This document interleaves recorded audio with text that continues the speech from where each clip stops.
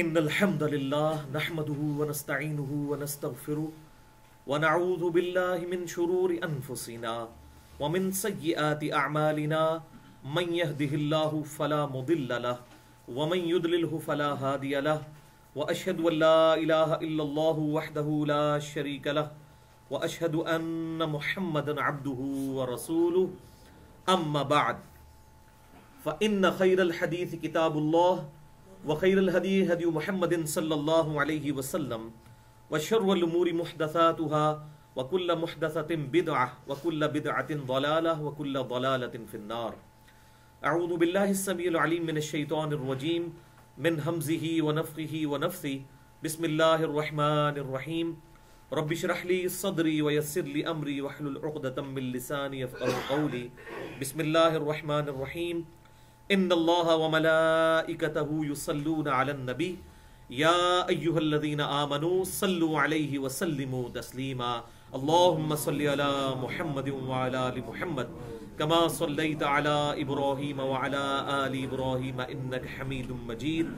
اللہم بارک علی محمد وعلی آل محمد کما بارکت علی ابراہیم وعلی آل ابراہیم انک حمید مجید. الحمدللہ آج 20 دسمبر 2014 کو ہفتے کے دن قرآن کلاس نمبر 155 میں ہم سورہ ہود کی آیت نمبر 6 اور 7 کے کانٹیکسٹ میں اپنی اسی گفتگو کو آگے لے کر چلیں گے جس پہ ہم آلریڈی 2 ہفتے سے گفتگو کر چکے ہیں. مسئلہ نمبر 103 اور مسئلہ نمبر 104A کے نام سے تقریباً 3 گھنٹے کی گفتگو ہو چکی ہے جس میں اللہ تعالیٰ کی طرف سے رزق کی تقسیم کا کیا مسئلہ ہے اور مسئلہ تقدیر اور انسان کی پیدائش کا کیا مقصد ہے اس حوالے سے گفتگو کی تھی. اور پچھلی دفعہ میں نے بتایا تھا کہ جنت کے 8 دروازوں کی نسبت سے ہم تقدیر کے کانٹیکسٹ میں 8 موضوعات کو ڈسکس کریں گے جن میں سے 3 ٹاپکس پچھلی دفعہ ڈسکس ہو چکے ہیں اور ان کے تحت ہم نے 16 ریفرنسز قرآن پاک کے کراس ریفرنس کے طور پر ڈسکس کیے تھے. آج انشاءاللہ تعالی اگلے 4 ٹاپک ڈسکس کریں گے اور تقریباً 21 کے قریب ریفرنسز آئیں گے اور پھر انشاءاللہ اگلی دفعہ جو باقی بچ جانے والے 13 ریفرنسز ہیں ان کو ڈسکس کریں گے. یہ ٹوٹل انشاءاللہ 50 بن جائیں گے ریفرنسز. اور بھائیو یہ ایک انٹلیکچوئل ترتیب کے ساتھ ہیں, الٹ اپ ایٹ رینڈم نہیں ہے تاکہ ہمیں یہ سارا موضوع سمجھ آ جائے کیونکہ تقدیر کا مسئلہ بڑا سینسٹیو ایشو ہے. اور انشاءاللہ تعالی ہماری یہ جو بھی گفتگو بنے گی سارے لیکچرز ملا کے 6-7 گھنٹے کی, یہ انشاءاللہ قیامت تک کے لیے ایک ایسٹ بن جائے گا مسئلہ تقدیر کے حوالے سے, ایک ویڈیو بک انشاءاللہ تعالی. تو آج ٹاپک نمبر 4 سے ہم شروع کرتے ہیں. آپ کے پیج پہ جو ریفرنس نمبر 17 ہے اس سے انشاءاللہ شروع کریں گے. اعوذ باللہ السمیع العلیم من الشیطان الرجیم. بسم اللہ الرحمن الرحیم. سب ٹاپک نمبر 4. اللہ نے انسان کو حق اور باطل دونوں کو قبول یا رد کرنے کا اختیار بھی دے دیا ہے. یہ ہے ٹاپک. اس کے کانٹیکسٹ میں انشاءاللہ ہم یہ آیات شروع کریں گے. Reference number 17. پہلے 16 ریفرنسز پچھلے لیکچر میں ڈسکس ہو چکے, آج 17 نمبر. سورۃ الدہر کی آیت نمبر 1 سے لے کر 3 تک. یہ بڑی ڈیسائسو آیات ہیں اس کانٹیکسٹ میں کہ انسان کو اللہ تعالیٰ نے اختیار دیا ہے حق کو قبول کرنے کا اور باطل کو رد کرنے کا. هل اتى على الانسان حين من الدهر لم يكن شيئا مذكورا. انسان پہ ایک وقت وہ بھی گزرا ہے جبکہ وہ کوئی قابل ذکر شے نہ تھا, یعنی انسان کا وجود ہی نہیں تھا. اللہ تعالیٰ نے اسے وجود بخشا, عدم محض سے وجود میں لے کر آیا. کریشن ایکس نہیلو جسے کہا جاتا ہے. تو انسان پہ وہ وقت بھی گزرا ہے جب یہ کوئی شے نہ تھا. انا خلقنا الانسان من نطفۃ امشاج. بے شک ہم نے انسان کو پیدا کیا ملی جلی منی کے ساتھ, یعنی مرد اور عورت کے اس ازدواجی تعلق کے ساتھ ہم نے انسان کو پیدا کیا. کس لیے؟ نبتلیہ فجعلناہ سمیعا بصیرا, تاکہ ہم اسے آزمائیں اور ہم نے اسے سننے کی صلاحیت بھی دی اور دیکھنے کی صلاحیت بھی دی. سمیع اور بصیر بنایا. لیکن یہ السمیع اور البصیر نہیں ہے, السمیع اور البصیر اللہ تعالیٰ کے ساتھ خاص، اور یہ ہے سمیع اور بصیر۔ انا ہدیناہ السبیل، بے شک ہم نے راستہ بالکل واضح کر دیا ہے، اما شاکرا و اما کفورا، اب انسان تیری مرضی ہے، چاہے تو ہماری شکر گزاری کی روش اختیار کر، چاہے ہماری ناشکری کر۔ ہم نے یہ آپشن دونوں تیرے سامنے رکھ دیے ہیں، چاہے حق کے اوپر چل چاہے باطل کے اوپر۔ تو یہ بڑی ڈیسائسو آیت ہے جبریہ کے قدر کے لیے، جبریہ کے نظریے کے لیے، جو کہ قدریہ کے مقابلے پر دوسری ایکسٹریم پر نکل گئے، کہ اللہ تبارک و تعالیٰ نے انسان کو اختیار دیا ہے حق اور باطل کو قبول کرنے کا۔ اگلا ریفرنس نمبر 18 سورۃ العنکبوت کی آیت نمبر 69، آخری آیت ہے، والذین جاہدوا فینا لنہدینہم سبلنا، جو لوگ ہماری راہ میں کوشش کریں گے ہم ان کے لیے اپنی راہیں کھول دیں گے، لیکن کوشش شرط ہے۔ کک انسان نے خود مارنی ہے، پھر گاڑی سٹارٹ ہو گئی، پھر اللہ تبارک و تعالیٰ اسے ٹریک پہ چڑھا دے گا، لیکن انیشل کوشش انسان نے خود کرنی ہے، کیونکہ ایمان اس کائنات کی سب سے ایلیٹ چیز ہے، اور یہ اللہ تعالیٰ ایسے نہیں کسی کو دے گا۔ آخرت کی ہمیشہ کی کامیابیاں اسی کو ملیں گی جو خود کوشش بھی کرے گا۔ جو ہماری راہ میں کوشش کریں گے ہم اپنی راہیں اس کے لیے کھول دیں گے، یعنی ہر رخ سے ہدایت اس کی طرف آ جائے گی، خود ایک فیصلے کی ضرورت ہے۔ وَإِنَّ اللَّهَ لَمَعَ الْمُحْسِنِينَ، اور بے شک اللہ تعالیٰ، اس میں کوئی شک ہی نہیں کہ نیکوکاروں کے ساتھ ہے، جو خود نیک بننا چاہیں اللہ تعالیٰ ان کے ساتھ ہے، اللہ کی سپورٹ ان کے لیے ہوگی۔ یعنی شیطان ٹینجیبل فارم میں سامنے آ کر یا کوئی اور حالات و واقعات انسان کو حق کے راستے سے نہیں ہٹائیں گے۔ آزمائش الگ چیز ہے، وہ ہم پچھلی دفعہ ڈسکس کر چکے۔ اس کانٹیکسٹ میں ایک صحیح مسلم کی بڑی حدیث ہے امپورٹنٹ، جسے حدیث جبریل کہتے ہیں، وہ صحیح بخاری میں بھی موجود ہے لیکن صحیح مسلم میں بڑی ڈیٹیل کے ساتھ آئی ہے۔ انٹرنیشنل نمبرنگ کے مطابق کتاب الایمان چیپٹر میں پہلی حدیث ہے، 93 نمبر حدیث، مقدمے کے بعد اس کا نمبر 93 آتا ہے، اور مشکات المصابیح میں بھی پہلی حدیث یہی ہے۔ صحیح مسلم کی پہلی حدیث بھی مقدمے کے بعد 93 نمبر کتاب الایمان میں یہی ہے۔ بڑی ڈیٹیل حدیث ہے کہ سیدنا جبرائیل علیہ السلام انسانی شکل میں آ کر آپ صلی اللہ علیہ وسلم کی خدمت میں حاضر ہوئے اور انہوں نے کچھ سوالات کیے۔ ان میں سے ایک سوال یہ تھا کہ بتائیے ایمان کیا ہے؟ تو آپ صلی اللہ علیہ وسلم نے ارشاد فرمایا، ایمان یہ ہے کہ تم یقین کر لو اللہ کی ذات پر، نمبر 1، نمبر 2 اس کے فرشتوں پر، نمبر 3 اس کی کتابوں پر، نمبر 4 اس کے رسولوں پر، جو ہم وہ کہتے بھی ہیں آمنت باللہ ورسولہ وکتبہ، یہ سارے جو الفاظ بولے جاتے ہیں، ویسے وہ کوئی احادیث میں اس طرح نہیں آئے کہ اس کو کوئی رٹا مارنا ہے، بس یہ عقائد ہیں ہمارے جو ہمیں سکھائے گئے۔ نمبر 5 قیامت کے دن پر ایمان، جی اٹھنے پر، اور نمبر 6 تقدیر میں خیر اور شر یہ اللہ کی طرف سے ہے، اس پر بھی ایمان لے کر آؤ۔ یہ حدیث سیدنا ابن عمر رضی اللہ تعالیٰ عنہ نے اس وقت سنائی، صحیح مسلم میں ہی ساتھ آتا ہے، جب 2 تابعین ان کے پاس حاضر ہوئے حج کے موقع پر، اور انہوں نے کہا کہ ہماری طرف کچھ لوگ ایسے ہیں جو قدریہ ہیں، تقدیر کا انکار کرتے ہیں، اور وہ کہتے ہیں تقدیر کوئی شے نہیں ہے، انسان ہر چیز کا خود اختیار رکھتا ہے۔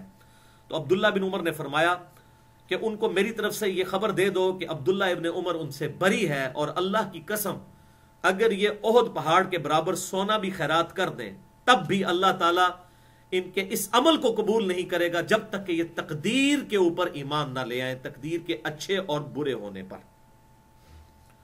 اور ظاہر ہے اس میں تقدیر کا اچھا اور برا ہونا ایک سینس میں تو یہ کہ اللہ تعالیٰ کی طرف سے انسان کو تکلیف آتی ہیں اور آزمائش بھی آتی ہے، جو پچھلی دفعہ ہم نے ڈسکس کیا، وَلَنَبْلُوَنَّكُمْ بِشَيْءٍ مِّنَ الْخَوْفِ وَالْجُوعِ، وہ پوری آیت۔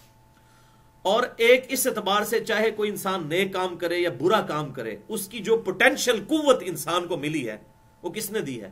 اللہ نے۔ انسان نے اس کو استعمال کرنا ہے۔ تو اللہ تبارک و تعالیٰ سے انسان کوئی آزاد نہیں ہے، اسی لیے ہمیں یہ وظیفہ سکھایا گیا۔ بخاری اور مسلم کی متفق علیہ حدیث ہے، جنت کے خزانوں میں سے ایک خزانہ ہے، لا حول ولا قوت الا باللہ، نہیں ہے طاقت نیکی کرنے کی اور نہ قوت ہے گناہوں سے بچنے کی مگر اس کی توفیق سے۔ تو یہ دوسری ایکسٹریم ہے کہ کوئی شخص ٹوٹلی اپنے اوپر رلائی کر لے، بلکہ انسان کوشش خود کرے اور پھر اپنے نیک اعمال کو اللہ کی طرف منسوب کرے اور برے اعمال کو اپنے غلطیوں کی کا وبال سمجھے. انشاءاللہ اس ٹاپک پہ میں اگلی دفعہ ڈسکس کروں گا. ایک بڑی زبردست حدیث قدسی ہے صحیح مسلم سے, انشاءاللہ وہ. تو اس صحیح مسلم کی حدیث سے پتا چلا کہ تقدیر پر ایمان لانا یہ ضروری ہے. ایک اور حدیث جو اب چونکہ یہ قدریہ کو رد کرتی تھی, اس ایکسٹریم پہ جانے سے روکتی تھی, اب اسی کے سائملٹینیس کنٹراسٹ جو جبریہ ہیں, جو کہتے ہیں تقدیر جو ہے وہ جو تقدیر میں لکھ دیا گیا وہی ہونا ہے, انسان کے کرنے سے کچھ نہیں ہونا, ان کے رد کے لیے حدیث صحیح بخاری میں انٹرنیشنل نمبر کے مطابق 1436 اور صحیح مسلم میں 325 نمبر. حکیم بن حزام رضی اللہ تعالیٰ عنہ صحابی ہیں, پہلے وہ مشرک تھے بعد میں مسلمان ہوئے. وہ کہتے ہیں کہ میں نے آپ صلی اللہ علیہ وسلم سے ایک دن یہ سوال کیا, یا رسول اللہ صلی اللہ علیہ وسلم, ہم جب کافر و مشرک تھے زمانے جاہلیت میں بھی ہم نیک اعمال کیا کرتے تھے, اللہ کی راہ میں صدقہ کیا کرتے تھے, صلہ رحمی کیا کرتے تھے, غلاموں کو آزاد کیا کرتے تھے, اس وقت جو ہم نیکیاں کیا کرتے تھے کیا ہمیں زمانے جاہلیت اور کفر کی نیکیوں کا ثواب بھی ملے گا؟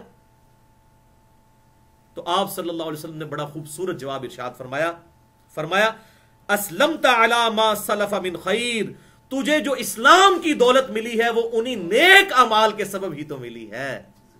یعنی تو اس وقت اچھے اعمال کرتا تھا, اس کے صدقے میں اللہ تعالیٰ نے تجھے ایمان کی دولت سے سرفراز فرمایا. اس سے یہ بات پتہ چلی کہ انسان ارن کرتا ہے چیزوں کو, الحمدللہ. پھر جب انہوں نے یہ بات سنی تو صحیح مسلم کے آگے الفاظ چلتے ہیں, بخاری میں تو حدیث یہاں تک ہے, مسلم میں آگے بھی چلتے ہیں. انہوں نے کہا اللہ کی قسم یا رسول اللہ صلی اللہ علیہ وسلم, میں وہ تمام اعمال جو زمانے جاہلیت میں اچھے اعمال کیا کرتا تھا میں اسلام میں بھی انہی اعمال کو اسی طریقے سے جاری رکھوں گا. اس سے یہ بات پتہ چلی کہ انسان اگر حق کا راستہ اختیار کرے اور باطل کے راستے پر چلتے ہوئے کوئی اچھے کام کرتا تھا تو یہ نہیں کہ وہ سارے ہی خراب ہو گئے, وہ اعمال اسی طریقے سے اب یہاں بھی کرنے ہیں جو اچھے اعمال ہیں کتاب و سنت سے ثابت ہوں. ریفرنس نمبر 19 سورہ النجم کی آیت نمبر 39, یہ بڑی مشہور آیت ہے. وَأَلَّيْسَ لِلْإِنسَانِ إِلَّا مَا سَعَى, اور یہ کہ انسان کے لیے وہی ہے جس کے لیے وہ کوشش کرتا ہے. اگر کوئی حق حاصل کرنے کی کوشش کرے گا اللہ تعالیٰ اس کے لیے حق کا راستہ کھول دے گا, اور اگر کوئی باطل کو حاصل کرنے کی کوشش کرے گا اس کے لیے باطل کا راستہ آسان ہو جائے گا. اس حوالے سے وہ حدیث بڑی مشہور حدیث جو میں اکثر سناتا ہوں, انشاءاللہ وہ تمام لیکچرز میں چلے گی تقدیر کے, صحیح مسلم میں کتاب القدر چیپٹر میں تقدیر والے چیپٹر میں آخری حدیث ہے. صحیح مسلم میں 51 حدیثیں تقدیر کے چیپٹر میں امام مسلم لے کر آئے, اور صحیح بخاری میں 26 احادیث ہیں تقدیر کے چیپٹر میں, اور صحیح مسلم میں کتاب القدر تقدیر والے چیپٹر میں آخری حدیث ہے جو سارے ایشو کو کنکلوڈ کر دیتی ہے. انٹرنیشنل نمبر کے مطابق صحیح مسلم میں 6774. سیدنا ابو ہریرہ رضی اللہ تعالیٰ عنہ کہتے ہیں کہ نبی صلی اللہ علیہ وسلم نے مجھے وصیت کرتے ہوئے ارشاد فرمایا, پہلے آپ نے ارشاد فرمایا کہ اللہ تعالیٰ کو قوی مومن ضعیف مومن سے زیادہ محبوب ہے. جو مضبوط مومن ہے, چاہے وہ مال کے اعتبار سے ہو, صحت کے اعتبار سے, ذرا یہ دو چیزیں تو چاہیے نا انسان کو دعوت و تبلیغ کا کام کرنے کے لیے, ضعیف سے زیادہ محبوب ہے, لیکن دونوں میں ہی خیر ہے. یہ نہیں ہے کہ اب وہ غریب آدمی ہے کوئی یا اس کا سٹیٹس کم ہے تو وہ اللہ تعالیٰ کی طرف سے اگر آزمائش ہے, تو آپ صلی اللہ علیہ وسلم نے فرمایا دونوں ہی میں خیر ہے. پھر آپ صلی اللہ علیہ وسلم نے فرمایا اے ابو ہریرہ احرص علی ما ینفعک, پوری حرص کر ہر اس شے کی تلاش میں جو تجھے نفع دے. اس میں آپ نے دین اور دنیا کی بات نہیں کی, جو بھی نفع دینے والی چیز ہے چاہے دنیا کی ہے چاہے دین کی ہے, ظاہر شریعت کے دائرے میں. وَاسْتَعِن بِاللَّهِ, لیکن اللہ سے مدد بھی ساتھ مانگتے رہنا, صرف اپنی کوشش پر نہیں. وَلَا تَعْجَزْ, اور دیکھنا سستی نہ کرنا, کاہلی نہ کرنا. یعنی تیاری کی کوئی نہیں پیپروں میں اور خالی پیپر دے اور کہتے ہیں اللہ پاس کر دے, انشاءاللہ ضرور فیل ہوں گے. ٹھیک ہے, کوئی بسم اللہ پڑھ کے بجلی کی ساکٹ میں 2 انگلیاں ڈال دے, انشاءاللہ ضرور اس کو بجلی لگے گی, کیونکہ اللہ تبارک و تعالیٰ نے کوئی ایسی گارنٹی نہیں دی. تو آپ صلی اللہ علیہ وسلم فرما رہے ہیں وَاسْتَعِن بِاللَّهِ, اللہ کی مدد طلب کرنا. وَلَا تَعْجَزْ, اور دیکھنا سستی اور کاہلی بالکل نہ کرنا. وَإِنْ أَصَابَكْ شَيْءٌ, اور اگر اس کے باوجود کوئی تکلیف تجھ پر آ جائے, پوری کوشش کی تھی, جیسا کہ سیدنا علی کا قول ہے کہ میں نے اپنے ارادوں کے ٹوٹنے سے اللہ کو پہچانا ہے, یعنی پوری کوشش کی, اس کے باوجود میرے حالات میری فیور میں نہ آئے, اس سے اللہ کو پہچانا. تو پھر بھی تجھے کوئی مصیبت آ جائے تو یہ ہرگز نہ کہنا کہ کاش میں نے یہ کیا ہوتا تو یہ ہو جاتا, کاش میں نے یہ کیا ہوتا تو وہ ہو جاتا. کاش کا لفظ شیطان کے عمل کو کھول دیتا ہے. یعنی پوری کوشش کی, اب اللہ پر توکل کریں گے جو اللہ کی مرضی, یہ اللہ کی طرف سے. انا للہ و انا الیہ راجعون.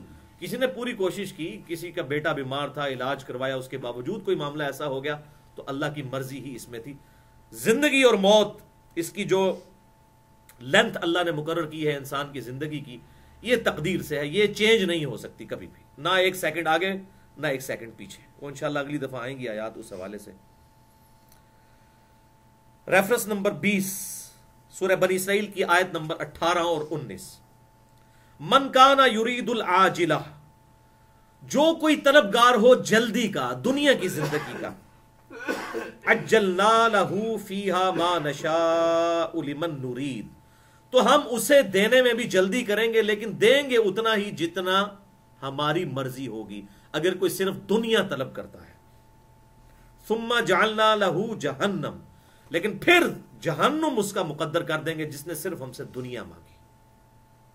یصلاھا مذموما مدحورا, اسے دوزخ میں ڈالا جائے گا دھکے دیتے ہوئے مذمت زدہ, جنہوں پنجابی کہنا میڑے مار دو یا چل ہوں دوزخی تو یہی منگدا سا نا, دنیا تو لب گئی, ہوں آخرت وچ کوئی جنت نہیں تیرے واسطے. لیکن ساتھ ہی سائملٹینیس کنٹراسٹ, ومن اراد الاخرہ, اور جو کوئی آخرت کا ارادہ کر لے, اور صرف ارادہ نہیں, وسعی لہا سعیہا, اور آخرت کے لیے کوشش کرے, اور ایسی کوشش سعیہا جیسا کہ کوشش کرنے کا حق ہے, صرف ڈنگ ٹپاؤ کام نہیں, کوشش کرنے کا حق ہے, ایسی کوشش کرے. وَهُوَ مُؤْمِن, اور وہ ہو بھی مؤمن, ایمان والا ہو, ایمان والے کو ہی نفع ہونا ہے نا. فَأُولَئِكَ كَانَ سَعْيُهُمْ مَشْكُورًا, تو پھر ایسے ہی شخص کی کوشش قیامت والے دن ٹھکانے لگے گی, اللہ اس کی قدر کرے گا. اگلا ریفرنس نمبر 21 سورہ شورا کی الشورا کی آیت نمبر 20. من کانا یرید حرث الآخرہ, جو کوئی ہم سے آخرت کی کھیتی کا طلبگار ہوگا, نزد لہو فی حرثی, ہم اس کی کھیتی میں اور اضافہ کر دیں گے. اللہ اکبر. ومن کانا یرید حرث الدنیا, اور جو صرف دنیا کی کھیتی کا طلبگار ہوگا, نؤتیہ منہا, ہم دنیا میں سے اسے دے تو دیں گے, وما لہ فی الآخرۃ من نصیب, لیکن آخرت میں پھر اس کا کوئی حصہ نہیں ہوگا. یعنی دین اور دنیا دونوں چیزیں اللہ تعالیٰ سے دنیا اور آخرت مانگنی ہے. اور وہ اگلا ریفرنس ہے 22 نمبر, جس میں سکھا بھی دیا گیا سورہ البقرہ کی آیت نمبر 200 اور 201 اور 202, 3 200 سے لے کے 202 تک, زبردست. فَمِنَ النَّاسِ مَن يَقُولُ رَبَّنَا آتِنَا فِي الدُّنْيَا, اور لوگوں میں ایسے بھی ہیں جو صرف یہی دعا کرتے ہیں, اللہ ہمیں دنیا ہی میں عطا کر دے, دنیا ہی میں عطا کر دے. وَمَا لَهُ فِي الْآخِرَةِ مِنْ خَلَاقٍ, تو ایسے لوگوں کے لیے آخرت میں کوئی حصہ نہیں ہے. وَلِعَاذُ بِاللَّهِ. وَمِنْهُمْ مَن يَقُولُ رَبَّنَا آتِنَا فِي الدُّنْيَا حَسَنَةً وَفِي الْآخِرَةِ حَسَنَةً وَقِنَا عَذَابَ النَّارِ, اور لوگوں میں ایسے لوگ بھی ہیں جو یوں دعا کرتے ہیں, اے اللہ ہمیں اس دنیا میں بھی بھلائی عطا فرما اور آخرت میں بھی بھلائی عطا فرما. اولئک لہم نصیب مما کسبوا, ایسے لوگوں کو حصہ ملے گا ان کے ان اعمال کا جو انہوں نے کمائے ہوں گے. یعنی اعمال پھر بھی کرنے پڑیں گے, خالی دعا سے کام نہیں چلے گا. یہ دیکھ لیں, ساتھ ساتھ کلیئر کیا, خالی دعا میں نہیں کام چلنا. اولئک لہم نصیب مما کسبوا, جو انہوں نے کمایا ہے, جو اعمال کیے ہیں, ان کا حصہ اللہ تعالیٰ ان کو دے گا. واللہ سریع الحساب, اور اللہ تعالیٰ جلد حساب لینے والا ہے. تو یہ ہمیں سکھا دیا گیا کہ مؤمن نے دعا کن الفاظ میں مانگنی ہے. کیا مانگنی ہے؟ ربنا آتنا فی الدنیا حسنہ وفی الآخرۃ حسنۃ وقنا عذاب النار. اس کانٹیکسٹ میں آپ کو 4 حدیثیں, اور چاروں ہی بخاری اور مسلم سے, زبردست احادیث ہیں, ایمان تازہ کرنے والی. اور اس میں آپ کو یہ بھی کلیئر ہو جائے گا کہ یہ جو آیات ہیں اور یہ جو احادیث بخاری اور مسلم کی, یہ بھی جبریہ کا رد کرتی ہیں, جو کہتے ہیں کہ جو کچھ تقدیر میں لکھا وہی ہونا ہے, ہم کچھ نہیں کر سکتے. ان کے رد میں ہے بھائیوں مجھے بتاؤ اگر یہی معاملہ ہو تو دعا کا تو کنسیپٹ ہی ختم ہو جائے گا. ہم جو اتنی لمبی لمبی دعائیں مانگتے ہیں، فرض نماز کے بعد 18 اذکار کرتے ہیں، صبح شام کے 26-27 اذکار کرتے ہیں، تو یہ ہم اللہ سے کیا مانگ رہے ہیں؟ اگر اس کا کوئی فائدہ نہیں ہونا، دعا کی قبولیت نہیں ہونی، اور جو تقدیر میں لکھا ہے وہی ہونا ہے، تو پھر دعا کا تو کنسیپٹ سرے سے ہی ختم ہو جائے گا. یعنی اسلام میں الدعاء والعبادہ جو کہا گیا، جامعہ ترمذی میں صحیح حدیث ہے، دعا ہی تو عبادت ہے. اور قرآن پاک میں بار بار یہ بات ریپیٹ ہوئی، دعا مانگو، ادعونی استجب لکم، اے میرے بندے مجھ سے مانگ، میں دعا قبول کرنے والا ہوں. یہ سارا کنسیپٹ ختم ہو جائے گا اگر ہم جبریہ کو صحیح مان لیں، جو کہتے ہیں کہ جی جو اللہ نے مقدر کر دیا وہی ہونا ہے، انسان کوشش کوئی نہیں کر سکتا. نہیں، دعا کا کنسیپٹ اسلام میں ہے اور بڑا سٹرونگ کنسیپٹ ہے. آج اس میں گفتگو کا ٹائم نہیں. مسئلہ نمبر 82 ہے میرا، دعا کی اہمیت کے اوپر، سنت اذکار کے اوپر. اسماء اعظم کیا ہے، دعا کی قبولیت کے لیے کون سے اسماء آپ صلی اللہ علیہ وسلم نے تعلیم فرمائے ہیں. جسے شوق ہو تو وہ مسئلہ نمبر 82 دیکھ سکتا ہے. یہاں پر میں 4 احادیث اس کانٹیکسٹ میں بیان کر دیتا ہوں. پہلی حدیث صحیح بخاری اور صحیح مسلم کی متفقن علیہ حدیث ہے. بخاری میں 6399، مسلم میں 6840. انس ابن مالک رضی اللہ تعالیٰ عنہ کہتے ہیں کہ آپ صلی اللہ علیہ وسلم کی اکثر دعا یہی ہوا کرتی تھی، آپ کوئی اور دعا مانگے یا نہ مانگے یہ دعا ضرور مانگا کرتے تھے، اللہم ربنا آتنا فی الدنیا حسنہ وفی الآخرۃ حسنۃ وقنا عذاب النار. تشہد میں بھی اینڈ پہ اور فرض نماز کے بعد بھی ہم نے اذکار والے کارڈ میں یہ ڈالی ہوئی ہے دعا. تو آپ صلی اللہ علیہ وسلم اللہم بھی ساتھ لگا لیتے تھے. تو یہ احادیث سے ثابت ہے، اللہم ربنا آتنا فی الدنیا حسنہ وفی الآخرۃ حسنۃ وقنا عذاب النار. اے اللہ، اے رب ہمارے، ہمیں دنیا میں بھی بھلائی عطا فرما اور آخرت میں بھی بھلائی عطا فرما، اور آخرت کی سب سے بڑی بھلائی وقنا عذاب النار، دوزخ کے عذاب سے ہمیں بچا لے. اس میں جو مولویوں نے ایڈ کر دیا وقنا عذاب القبری، وقنا عذاب الحشری، یہ بالکل فیبریکیشن ہے. قرآن میں بھی دعا یہی ہے، حدیث میں بھی یہی ہے، اور ان کو پتہ نہیں ہے. بخاری اور مسلم کی متفقن علیہ حدیث ہے جس کا مفہوم ہے کہ جو مر گیا اس کی آخرت قائم ہو گئی. تو مرتے ہی آخرت شروع ہو جاتی ہے، قبر بھی آخرت میں داخل ہے. یہ بڑی جامع دعا ہے، ربنا آتینا فی الدنیا حسنہ وفی الآخرۃ حسنہ. تو آخرت قبر سے لے کر جنت میں پہنچنے تک یہ ساری آخرت کی کیٹیگری میں فال کرتی ہے بخاری اور مسلم کی احادیث کی روشنی میں. دوسری حدیث بھی بخاری اور مسلم کی متفقن علیہ حدیث ہے، زبردست حدیث دعا کے اعتبار سے، کہ صرف دعا نہیں بلکہ نیک اعمال بھی ساتھ کرنے ہیں. بخاری میں 5986، مسلم میں 6524، کہ آپ صلی اللہ علیہ وسلم نے ارشاد فرمایا، جو شخص یہ چاہے کہ اللہ اس کا رزق فراغ کر دے اور اس کی عمر لمبی کر دے. اب اگر یہ تقدیر کے معاملات ہیں تو یہ بات کیوں کی جا رہی ہے؟ اگر رزق مخصوص ہے اور عمر بھی مخصوص ہے، جو چاہے کہ اللہ اس کا رزق فراغ کر دے اور اس کی عمر لمبی کر دے، تو اسے چاہیے کہ وہ صلہ رحمی کرے، یعنی رشتہ داروں کے ساتھ حسن سلوک کرے. اب دیکھ لیں حقوق العباد کی کتنی امپورٹنس ہے. یہاں پہ یہ نہیں آیا کہ نمازیں پڑھے، روزے رکھے، وہ اپنی جگہ. صلہ رحمی کرے تو اللہ تعالیٰ اس کی برکت سے اس کے رزق میں فراخی عطا فرما دے گا اور اس کی عمر بھی لمبی کر دے گا. اس میں پھر محدثین نے بڑا کلام کیا کہ اس سے مراد کیا ہے. وہ کہتے ہیں عین ممکن ہے کہ اللہ تعالیٰ اسی رزق میں برکت ڈال لے اور اسی عمر میں اس کے لیے برکت ڈال دے. بڑی چھوٹی سی عمر میں اللہ اسے بہت بڑا کام لے لے. جیسے امام نووی کی عمر صرف 45 سال ہوئی ہے، لیکن انہوں نے کام اتنا بڑا کیا ہے کہ 100 سال کی زندگی میں بھی کوئی نہیں کر سکتا. جنہوں نے صحیح مسلم کی شرح لکھی، آج سے تقریباً سمجھ لیں آپ 800-900 سال پہلے کی بات ہے. اور دوسرا یہ ہے کہ یہ اس کی تقدیر میں ہی لکھا ہوا ہو کہ بندہ مجھ سے دعا کرے گا اور اس دعا کی برکت سے میں اس کے ساتھ ایسا معاملہ کر دوں گا. یہ اللہ نے رولز بنا دیے. اور تو یہ جنرل رول ہے، تقدیر میں نہ بھی لکھا ہو، قرآن میں تو لکھا ہے ادعونی استجب لکم، میں میرے بندے مجھ سے مانگ، میں دعا قبول کرنے والا ہوں. وَإِذَا سَأَلَكَ عِبَادِي عَنِّي فَإِنِّي قَرِيبٌ أُجِيبُ الدَّعْوَةَ الدَّاعِ إِذَا دَعَانِ.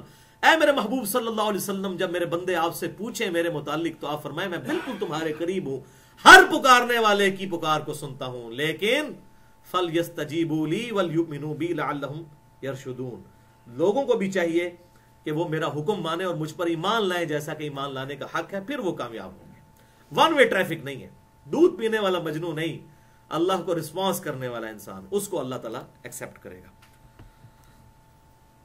تیسری حدیث صحیح مسلم کی، زبردست حدیث 6835، اور یہ موسٹ امپریسو احادیث میں سے ایک ہے جو میں نے آج تک پڑھی ہے. آپ بھی سنیں گے حیران ہو جائیں گے یہ کیسی ڈسکوری ہے. صحیح مسلم میں یہ حدیث ہے کہ آپ صلی اللہ علیہ وسلم کے زمانہ مبارک میں ایک صحابی اتنے بیمار ہوئے کہ وہ پرندے کی طرح کمزور ہو گئے، بالکل ہڈیاں ان کے جسم پہ رہ گئیں، گوشت پوشت تقریباً ختم ہو گیا. تو آپ صلی اللہ علیہ وسلم ان کی عیادت کے لیے آئے. صحیح مسلم 6835. آپ صلی اللہ علیہ وسلم نے جب ان کی حالت دیکھی تو فوراً بھانپ لیا. آپ نے فرمایا تو اللہ سے کیا مانگتا ہے؟ یہ جو تیری حالت ہو چکی ہے، یہ ایکسٹرا آرڈنری جو تیری سچویشن ہے، تو اللہ سے کیا خاص چیز ایسی مانگتا ہے؟ اس نے کہا یا رسول اللہ صلی اللہ علیہ وسلم، میں اللہ سے یہ مانگتا ہوں کہ اے اللہ، جو تو نے مجھے آخرت میں عذاب دینا ہے مجھے دنیا ہی میں دے لے. انا للہ و انا الیہ راجعون. حضور صلی اللہ علیہ وسلم، میں سبحان اللہ، اللہ پاک ہے. اور یہ تو کیسی دعا کر رہا ہے؟ کیا تو طاقت رکھتا ہے اس کے عذاب کو برداشت کرنے کی؟ تیرے میں ہمت ہے؟ اور تجھے تو چاہیے تھا کہ تو دعا کرتا ربنا آتنا فی الدنیا حسنہ وفی الآخرۃ حسنۃ وقنا عذاب النار. اے اللہ مجھے اس دنیا میں بھلائی عطا فرما اور آخرت میں بھی. اللہ کے خزانوں میں کوئی کمی ہے؟ تو پھر اس نے یہ دعا مانگی تو اللہ تعالیٰ نے اسے بالکل صحت یاب کر دیا، اس کی صحت لوٹ آئی. تو یہ بھی دعا کی ایک برکت ہے کہ انسان اپنے اوپر خود تقدیر کو غالب کروا لیتا ہے جب انسان حرکتیں اس طرح کی کرتا ہے. اور اس حدیث کے اندر ان فنیٹکس صوفیاء کا بھی رد ہے جو بالکل دنیا چھوڑ بیٹھتے ہیں اور وہ سمجھتے ہیں آخرت کمانے کے لیے آپ کو دنیا کو 3 طلاقیں دینی پڑیں گی. تو ان کا بھی رد آ گیا. آپ صلی اللہ علیہ وسلم نے کیا تعلیم فرمایا کہ دنیا میں بھی اللہ سے بھلائی مانگو اور آخرت میں بھی. فنیٹکس نہ بنو. زبردست حدیث. اچھا، ایک حدیث ہے جامعہ ترمذی میں انٹرنیشنل نمبرنگ کے مطابق 2139 کہ دعا سے تقدیر بدل جاتی ہے، لیکن یہ حدیث اصول محدثین پر ضعیف ہے. اس ٹاپک پہ کوئی صحیح حدیث موجود نہیں ہے کہ دعا سے تقدیر بدلتی ہے. لیکن جتنی یہ میں احادیث بتا رہا ہوں یہ دعا کے اس حوالے سے اس کو سپورٹ ضرور کرتی ہے کہ انسان پہ آنے والی تکالیف دعا کی برکت سے ٹل جاتی ہیں. اللہ تعالیٰ انسان کا ایمان بالخاتمہ، خاتمہ بالخیر فرماتا ہے. اللہم من احییتہ منا فاحیہ علی الاسلام، جو ہم دعا کرتے ہیں. ومن توفیتہ منا فتوفہ علی الایمان، اے اللہ ہمیں زندہ رکھنا تو اسلام پہ رکھنا اور موت دینا تو ایمان پر. تو دعا ہم کس لیے مانگتے ہیں؟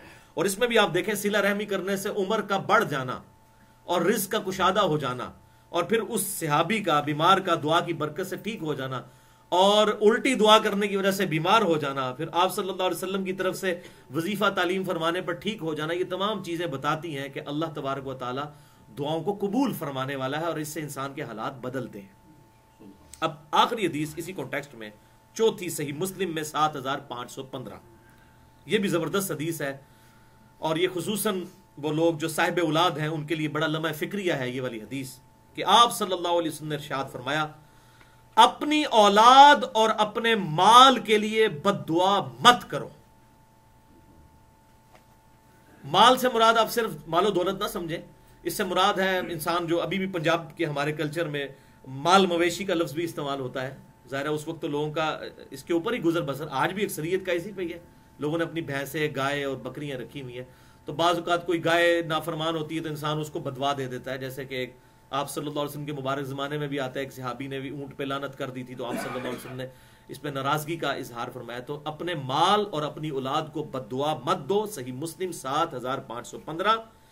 کہیں ایسا نہ ہو کہ تم کسی ایسی گھڑی میں دعا کر بیٹھو کہ جو اللہ کے ہاں مقبول گھڑی ہو اور وہ دعا قبول ہو جائے. تو یہ معاملہ نہیں کرنا چاہیے، بڑی احتیاط کرنی چاہیے. ہمیشہ اللہ تعالیٰ سے خیر مانگنی چاہیے. ربنا آتنا فی الدنیا حسنہ وفی الآخرۃ حسنۃ وقنا عذاب النار. اولاد کے لیے دعا تو سکھا دی، ربنا ھب لنا من ازواجنا وذریاتنا قرۃ اعین واجعلنا للمتقین اماما. اے اللہ ہماری اولاد اور ہماری بیویوں میں آنکھوں کی ٹھنڈک بنا اور ہمیں پرہیزگار لوگوں کا امام بنا. ہماری اولاد میں سب پرہیزگار لوگ ہوں. سورۃ الفرقان میں یہ دعا ہے. ماں باپ کے لیے مانگنی ہے تو وہ سورہ بنی اسرائیل میں رب ارحمہما کما ربیانی صغیرا، اے رب ہمارے ان دونوں پر رحم فرما جس طرح انہوں نے بچپن میں ہمیں پالا تھا. یہ سورہ ابراہیم میں آیا رب اجعلنی مقیم الصلاۃ ومن ذریتی ربنا وتقبل دعاء ربنا اغفر لی ولوالدی وللمؤمنین یوم یقوم الحساب. تو یہ دعائیں مانگے، بدعا دینے کی بجائے ایسی دعا کریں کہ اللہ تعالیٰ ان کے لیے کوئی اصلاح کا سبب کرے.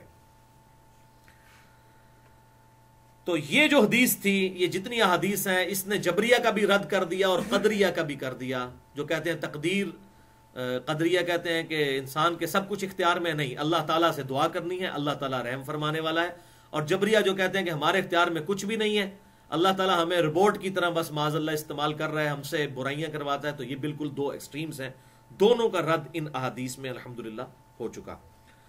پانچواں ٹاپک، شیطان کا انسان پہ کوئی زور نہیں چل سکتا، وہ تو صرف برائی کی دعوت ہی دے سکتا ہے۔ اس پہ تو بہت آیات تھی، میں نے صرف 2 مقامات قرآن پاک سے لیے ہیں، کسی کو شوق ہو تو اس پہ تقریباً میری 2 گھنٹے کی گفتگو ہے۔ مسئلہ نمبر 79 کے نام سے، اللہ، انسان اور شیطان۔ تو آج میں ان میں سے ہی 2 ریفرنسز صرف یہاں پہ ڈسکس کروں گا۔ آپ کے پیج پہ ریفرنس نمبر 23 ہے، سورۃ الاعراف آیت نمبر 27۔ یا بنی آدم، اے آدم علیہ السلام کی اولاد، لا یفتننکم الشیطان کما اخرج ابویکم من الجنہ، دیکھنا شیطان تمہیں کہیں فتنے میں مبتلا نہ کر دے جیسا کہ اس نے تمہارے ماں باپ کو نکلوا دیا تھا جنت سے۔ ینزع عنہما لباسہما، اور ان کا لباس جو جنتی لباس تھا اس کی پاداش میں اتروا لیا گیا، لیریہما سوآتہما، تاکہ ان کی شرمگاہیں ان پر کھل جائیں، انہ یراکم ہوا وقبیلہ، بے شک شیطان تمہیں دیکھتا ہے اور اس کے لشکر بھی تمہیں دیکھتے ہیں، من حیث لا ترونہم، اس جگہ سے جہاں سے تم نہیں ان کو دیکھ سکتے، انا جعلنا الشیاطین اولیاء للذین لا یؤمنون، بے شک ہم نے شیطان کو دوست بنا دیا ہے، پشت بنا دیا ہے ان لوگوں کا جو خود ایمان نہیں لے کر آتے، جو خود حق کو قبول نہیں کرتے، پھر شیطان ہی ان کا ساتھی بنے گا۔ سورۃ النحل کی آیت نمبر 100 میں آیا کہ شیاطین جو ہیں وہ رب سے شرک کرنے والوں پر اترتے ہیں۔ جو رب کے صحیح بندے ہیں ان کی تو اللہ تعالیٰ حفاظت کرتا ہے۔ سورہ زخرف میں آیا کہ جو شخص رحمان کے ذکر سے غفلت اختیار کرے، اللہ تعالیٰ اس پہ شیطان مسلط کر دیتا ہے۔ یہ اللہ تعالیٰ کا آپ سمجھ لیں ڈیوائن ایک ڈیسیژن ہے کہ کوئی یہ کام کرے گا تو یہ ہو جائے گا۔ یہ فزیکل فینومینا آف نیچر ہے، جس طرح اسی طریقے سے اللہ تعالیٰ کے مورل لاز ہے۔ جیسے پیاس پانی سے بجھتی ہے، اس طریقے سے بالکل اللہ تعالیٰ نے یہ بھی اپنے رولز بنائے ہیں، جو یہ حرکت کرے گا اس کے ساتھ یہ معاملات ہو جائیں گے۔ اب آ جائیں جناب اگلا ریفرنس، جو اس چیز کو کل کرے گا جو پبلک میں اکثر نے لیم ایکسکیوز بنایا ہوا ہے کہ جناب شیطان نے یہ کروا دیا تو شیطان نے وہ کروا دیا، شیطان نے یہ کروا دیا، شیطان نے وہ کروا دیا، اور شیطان کا انسان پہ کوئی زور ہے۔ کوئی زور نہیں ہے بھائی۔ آج تک ہمارے آباء و اجداد میں کبھی یہ بات رپورٹ نہیں ہوئی کہ کوئی شخص مسجد کی طرف جا رہا ہو اور شیطان سامنے آ جائے، آج میں تمہیں مسیت ہی نہیں وڑن دینا۔ کبھی ہوا ایسے؟ کبھی کسی نے سنا ہو کوئی ضعیف روایت، کوئی ضعیف واقعہ، اپنے ماں باپ کے جھوٹے قصے کہانی جو چلتے آ رہے ہیں ان میں کوئی دکھا دیں؟ کبھی ایسا نہیں ہوگا۔ اللہ تعالیٰ نے اسے زور ہی نہیں دیا، اور نہ یہ ہوگا کہ اذان ہو تو آپ کے قدم خود بخود مسجد کی طرف چل پڑیں، یہ بھی نہیں ہوگا۔ اور یہ بھی نہیں ہوگا کہ آپ مسجد کی طرف نہ جائیں تو آپ کے ہاتھ پاؤں شل ہو جائیں، نہیں، کھلی چھٹی ہے، جو مرضی کریں۔ شیطان ٹینجیبل زور نہیں، صرف دعوت دیتا ہے، اور شیطان جتنی دعوت دے رہا ہے نا اس سے زیادہ دعوت تو نیکوکار لوگ دے رہے ہیں۔ کتنی اذانوں میں دعوت ہو رہی ہے، اور یہ دعوت بھی اس کی جسٹ بڑی کمزور سی، شیطان کو اللہ تعالیٰ کا اس کی چالیں بڑی کمزور ہوتی ہیں۔ آج گورنمنٹ آف پاکستان یہ اناؤنسمنٹ کرے کہ جو فجر کی نماز تکبیر اولیٰ کے ساتھ مسجد کی پہلی صف میں ادا کرے گا، پہلی صف والے کو 1 لاکھ روپیہ فی نماز، دوسری صف والے کو 50,000 اور تیسری صف والے کو 25,000، تو دنیا کے سارے شیطان مل کے نا دنیا کے سب سے بڑے گناہگار شخص کو بھی مسجد میں جانے سے نہیں روک سکتے۔ کیوں؟ دنیا کا نفع نقد اسے نظر آ رہا ہے۔ اس کا مطلب ہے کہ انسان خود یہ ول کرتا، اپنی ول سے ڈیسیژن لیتا ہے نا، اور یہ انسان کے پاس سب سے بڑی قوت ہے۔ اور یہ میں نے جتنی باتیں کر رہا ہوں اس کی سپورٹ ان آیات سے ہوتی ہے۔ سورہ ابراہیم کی آیت نمبر 22 اور 23، قیامت کے دن کا منظر اللہ تعالیٰ نے کھینچا ہے۔ وقال الشیطان لما قضی الامر، اور شیطان کہے گا انسان سے جبکہ فیصلہ ہو چکے گا جنتیوں کا جنت کے لیے، دوزخیوں کا دوزخ کے لیے، ان اللہ وعدکم وعد الحق، دیکھو بے شک اللہ تعالیٰ نے جو تم سے وعدہ کیا تھا اے انسانوں، وہ تو بڑا سچا وعدہ تھا، وہ اس نے پورا بھی کر دیا۔ وَوَعَدْتُكُمْ فَأَخْلَفْتُكُمْ، اور جو میں نے تم سے دنیا میں وعدہ کیا تھا آج میں اس کی مخالفت کرتا ہوں، میں تمہارے کوئی کام نہیں آنے والا. یہ وعدہ کیا کیا تھا؟ کسی گنہگار آدمی سے آج تک کبھی آپ نے دیکھا ہے شیطان سامنے ملا اور کو وعدہ کیا ہو میں تمہیں بچا لوں گا قیامت والے دن؟ نہیں. یہ وعدہ کیا ہے؟ جو کچھ بھی ہے تیرے محبوب کی امت سے ہے، اللہ بڑا غفور رحیم ہے. یہ شیطان اس طرح کے جھوٹے وعدے دلواتا ہے. اور یار اللہ تعالیٰ کو تیری نمازیں چاہیے، کوئی فرشتے تھوڑے ہیں. اس قسم کے جو یہ وسوسے شیطان ڈالتا ہے کتاب و سنت کی تعلیمات کے خلاف، یہ اس کے جھوٹے وعدے ہیں.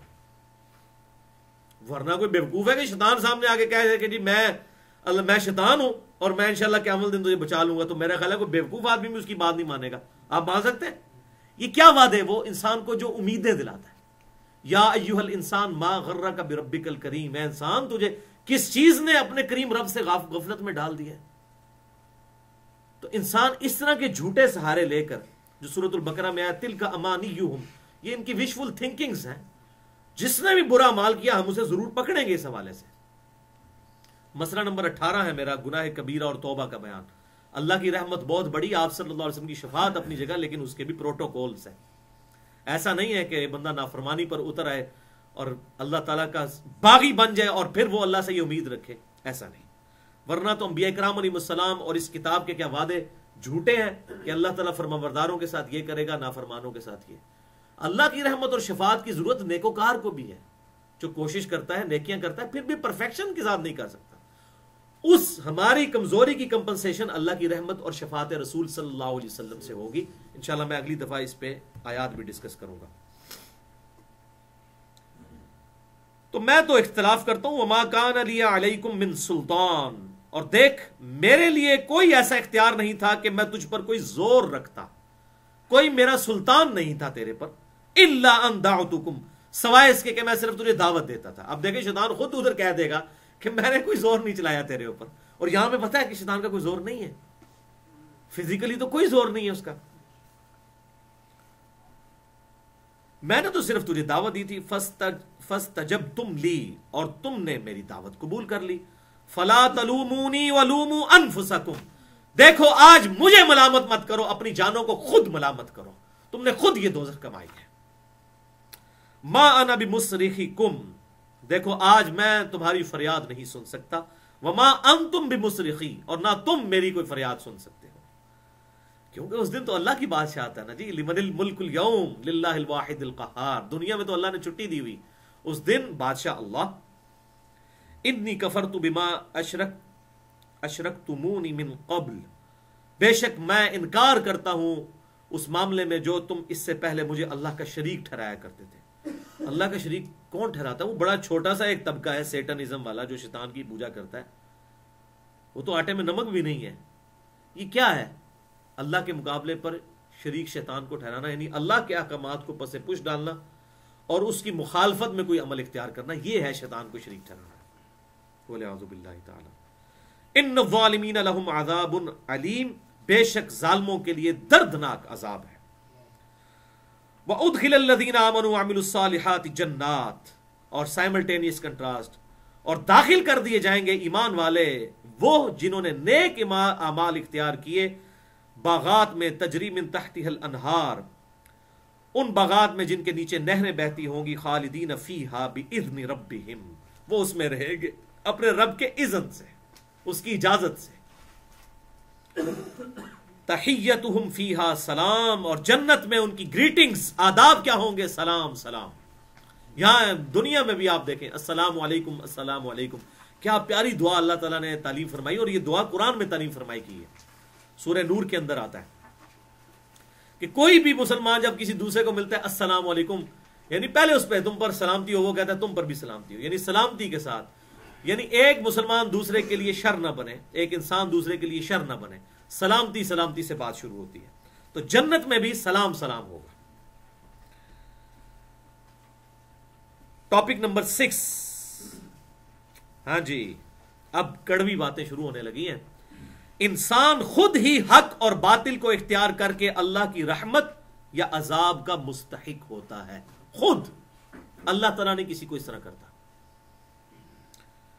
ریفرنس نمبر 25 سورۃ الاعلیٰ کی آیت نمبر 9 تا 13. فذکر ان نفعت الذکریٰ، اے محبوب صلی اللہ علیہ وسلم آپ لوگوں کو نصیحت کیجئے، بے شک نصیحت کرنا فائدہ دیتا ہے. فائدہ دیتا ہے، اگر نہ دیتا ہو تو نصیحت کا فائدہ کیا؟ نصیحت کرنا فائدہ دیتا ہے. اس میں بھی جبریہ کا رد آیا جو کہتے ہیں نہیں نہیں، جو ہونا تھا وہ تو ہو کے رہنا ہے. نہیں، نصیحت کرنا اے محبوب صلی اللہ علیہ وسلم فائدہ دیتا ہے، لیکن سیذکر من یخشی، آپ اس کو نصیحت کیجئے جو واقعی ڈرتا ہے. اس کو آپ مثال سے سمجھ لیں کہ جو شخص سویا ہوا ہے نا، اس کو تو آپ جگا سکتے ہیں کیونکہ وہ سویا ہوا ہے، اور جو شخص جان بوجھ کر آنکھیں بند کر کے لیٹا ہوا ہے، مکرا بنا ہوا ہے جسے ہم پنجابی میں کہتے ہیں، اس کو اٹھا سکتا ہے. تو اللہ تعالیٰ فرمایا جو مکرے ہیں نا، ان کو تو نصیحت فائدہ نہیں دے گی، لیکن جو بیچارے سوئے ہوئے غافل ہیں آپ ان کو نصیحت کریں، فائدہ دے گا. سیذکر من یخشی، جو ڈرے. کیا ڈرے؟ کہ مجھے میری مرضی کے بغیر کسی نے پیدا کیا ہے اور میرے ساتھ کچھ بھی کر سکتا ہے. ھدی للمتقین، یہ کتاب ہدایت ہے ان کے لیے جو واقعی ڈر جائیں. یہ متقی سے مراد کہ وہ داڑھی پکڑی نمازی نہیں، اگر اس کے لیے ہدایت ہے تو عام آدمی بیچارہ کدھر جائے گا. ھدی للمتقین کا ترجمہ ہی لوگوں نے غلط کیا ہوا ہے. ڈر جانے والوں کے لیے ہدایت ہے، جو ڈر جائیں کہ ہماری یہ شخصیت کسی کے بنانے سے بنی ہے، ہم خود نہیں بنے، ہمیں کسی نے بنایا ہماری مرضی کے بغیر، وہ ہمارے ساتھ کچھ بھی کر سکتا ہے. تو اس کے لیے ہدایت. وَيَتَجَنَّبُهَا الْأَشْقَى، اور اے محبوب صلی اللہ علیہ وسلم اس کو تو چھوڑ دیں جو شقی ہے، بدبخت، جو حق قبول نہیں کرنا چاہتا. اور وہ پچھلی دفعہ آ چکا کہ وہ بدبخت کون ہے. سورہ طٰہٰ کی آیت نمبر 123 میں نے بتائی تھی. فَمَنِ اتَّبَعَ هُدَايَ فَلَا يَضِلُّ وَلَا يَشْقَى، جو کوئی ہدایت کی کتاب کی پیروی کرے گا نہ گمراہ ہوگا نہ بدبخت ہوگا. جو خود ہی کتاب کو چھوڑ دے گا وہ بدبخت ہو جائے گا. بدبخت سے مراد یہ نہیں کہ نصیبوں میں لکھا گیا، نہ نہ نہ نہ، خود اپنے لیے بدبختی کمائے.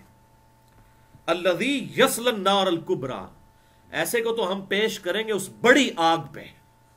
ثم لا یموت فیہا ولا یحییٰ، پھر نہ وہاں پر اسے موت آئے گی اور نہ ہی وہ زندہ ہوگا، نہ زندوں میں نہ مردوں میں. اور پھر قرآن پاک میں آتا ہے کہ وہ کہے گا کہ کاش موت میرا فیصلہ تمام کر دیتی. تو اللہ تعالیٰ فرمائے گا آج ایک موت نہیں ہزاروں موتیں مانگو، موت نہیں آئے گی. اور یہ کتنی تکلیف ہے کہ انسان پہ تکلیف بھی ہو اور موت نہ آئے. ثم لا یموت فیہا ولا یحییٰ، نہ وہاں پر زندہ ہوگا اور نہ وہ مردہ، نہ زندوں میں نہ مردوں. اللہ اکبر. اس حوالے سے میری یہ گفتگو ہے مسئلہ نمبر 64، انسان کی ہدایت کے 5 بنیادی سٹیپس. ہر انسان اللہ تک پہنچ سکتا ہے خود. ریفرنس نمبر 26 سورہ قاف کی آیت نمبر 45، آخری آیت سورہ قاف کی. نحن اعلم بما یقولون، اے محبوب صلی اللہ علیہ وسلم یہ جو کافر آپ کو باتیں کرتے ہیں، حق قبول نہیں کرتے اور الٹا آپ صلی اللہ علیہ وسلم کے ساتھ مس بہیو کرتے ہیں، ہمارے علم میں ہے. وما انت علیہم بجبار، اے محبوب صلی اللہ علیہ وسلم ہم نے آپ کو جبر کرنے والا تو ان پر نہیں بنایا کہ آپ زبردستی نے ہدایت دیں گے.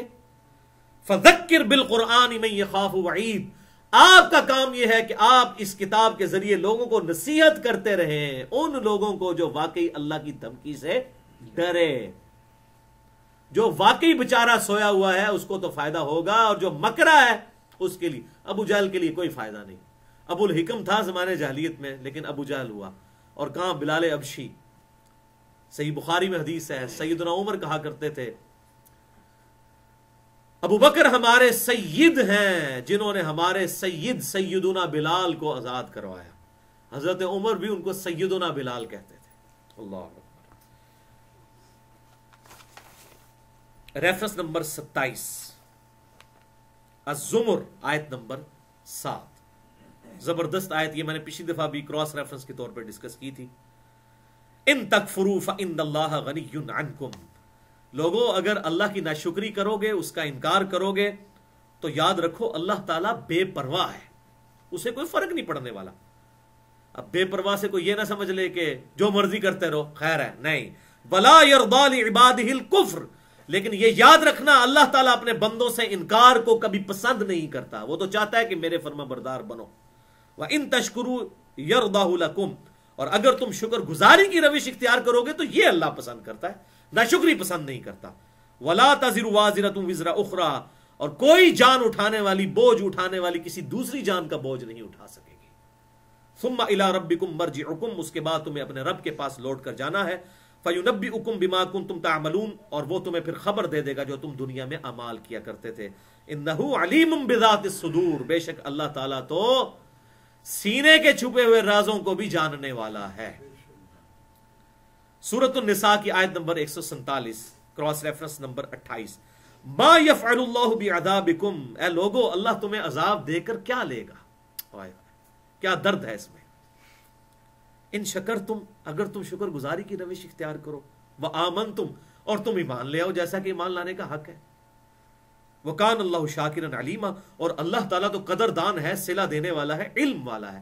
اللہ معاذ اللہ کوئی فنیٹک نہیں کہ کسی کو عذاب دے کے اسے خوشی محسوس ہوتی ہے. اللہ کیا کرے گا تمہیں عذاب دے کر؟ ما یفعل اللہ بعذابکم ان شکرتم وآمنتم، اگر تم شکر گزاری کی روش اختیار کرو اور ایمان لے آؤ جیسا کہ ایمان لانے کا حق ہے. اب یہ شکر گزاری کیا ہے؟ ہر عضو کا الگ شکر ہے. ہاتھ کا شکر یہ ہے کہ ہاتھ سے حرام کام کی طرف ہاتھ نہ بڑھے. آنکھ کا شکر یہ ہے کہ آنکھ حرام کی طرف نہ بڑھے. زبان کا شکر یہ ہے زبان سے حرام کام نہ ہو. پاؤں کا شکر یہ ہے کہ پاؤں سے حرام کام نہ ہو. دل کا شکر یہ ہے کہ حرام کا خیال دل میں نہ آئے. ہر عضو کا شکر یہ ہے کہ اللہ کی نافرمانی سے بچایا جائے اور اس کی فرما برداری میں لگایا جائے، اس کے تابع فرمان بن جایا جائے. تو اس سے یہ بات بھی پتہ چلی ان دونوں آیات سے، جو میں نے پچھلی دفعہ بھی ایک جملہ ریپیٹ کیا تھا بار بار، کہ دنیا میں جتنے کام ہیں، جو مخلوقات اللہ تعالیٰ نے اختیار والی بنائی ہیں، یہ جو بھی کام کرتے ہیں یہ اللہ کی اجازت سے تو ہو رہے ہیں، لیکن اس کی مرضی سے نہیں. مرضی اس کی یہی ہے، وَلَا يَرْضَى لِعِبَادِهِ الْكُفْرِ، میں مرضی نہیں میری کہ تم کفر کرو. وَإِن تَشْكُرُوا يَرْضَاهُ لَكُمْ، اور اگر شکر گزاری کی روش اختیار کرو گے تو میں اس کو پسند کرتا ہوں. اجازت ہے، کھلی چھٹی ہے، جو مرضی کرو. کبھی نہیں ہوگا کہ اذان کی آواز آئی اور آپ نماز کے لیے نہیں گئے تو آپ کے ہاتھ پاؤں شل ہو جائیں. کبھی ایسا ہوگا؟ نہیں ہوگا. کھلی چھٹی ہے. اور جائیں گے تو یہ نہیں ہوگا کہ اسی وقت آپ کو جنت دکھا دی جائے، یہ بھی نہیں ہوگا. وہ آخرت میں ہے، غیب کے پردے میں. تو دنیا میں ہر کام جو انسان اور جنات کرتے ہیں اعمال کی حد تک وہ اپنی مرضی سے کر رہے ہوتے ہیں، اللہ کی اجازت سے. لیکن اللہ کی مرضی اس میں نہیں، ورنہ تو جو زنا کرتا ہے وہ کہے گا جی جو میری تقدیر میں تھا میں نے وہ کر دیا. ہاں اللہ کی طرف سے یہ اجازت ہے، اگر وہ یہ کرتا ہے وہ حالات جو بھی اس پہ آئیں گے وہ کرنا چاہے تو کر لیں. کبھی ایسا نہیں ہوگا کہ اللہ تعالیٰ اس پہ اسی وقت عذاب پھینک دے، نہیں، ڈیل دے گا اسے. تو اس کا کیا مطلب ہے کہ اللہ تعالیٰ چاہ رہے ہیں وہ یہ کرے؟ نہیں. وہ اللہ تعالیٰ نے بتا دیا کہ میں غنی ضرور ہوں لیکن میں نیکیوں سے خوش ہوتا ہوں اور برائیوں سے ناراض. تو یہ معاملہ بالکل سمجھ لینا چاہیے. ورنہ تو اگر یہ زمین و آسمان کے احساسات ہوتے، اللہ تعالیٰ نے ارشاد فرمایا سورہ مریم میں کہ جو لوگ شرک کرتے ہیں ان کے بارے میں قریب ہے کہ آسمان پھٹ پڑے اور زمین شک ہو جائے اور پہاڑ ریزہ ریزہ ہو جائیں، ان دعوا للرحمن ولدا، کہ انہوں نے رحمان کے لیے بیٹا تجویز کیا. اگر زمین و آسمان اور پہاڑوں کے احساسات ہوتے تو یہ پھٹ پڑتے، لیکن نہیں پھٹتے. اللہ تعالیٰ نے دنیا میں صرف فزیکل لاز کو ایکٹیو رکھا ہے، مورل لاز آخرت میں ایکٹیو ہوں گے. آگے جی وہ سخت ترین آیت جو میں اکثر کہا کرتا تھا، یہ قرآن میں بڑی حیران کن آیت ہے، سورۃ المؤمن کی آیت نمبر 10 سے لے کر 12 تک. اتنی حیران کن ہے کہ کس لیول پہ جا کے اللہ تعالیٰ نے بات کو سمجھایا ہے، عقل دنگ ہے.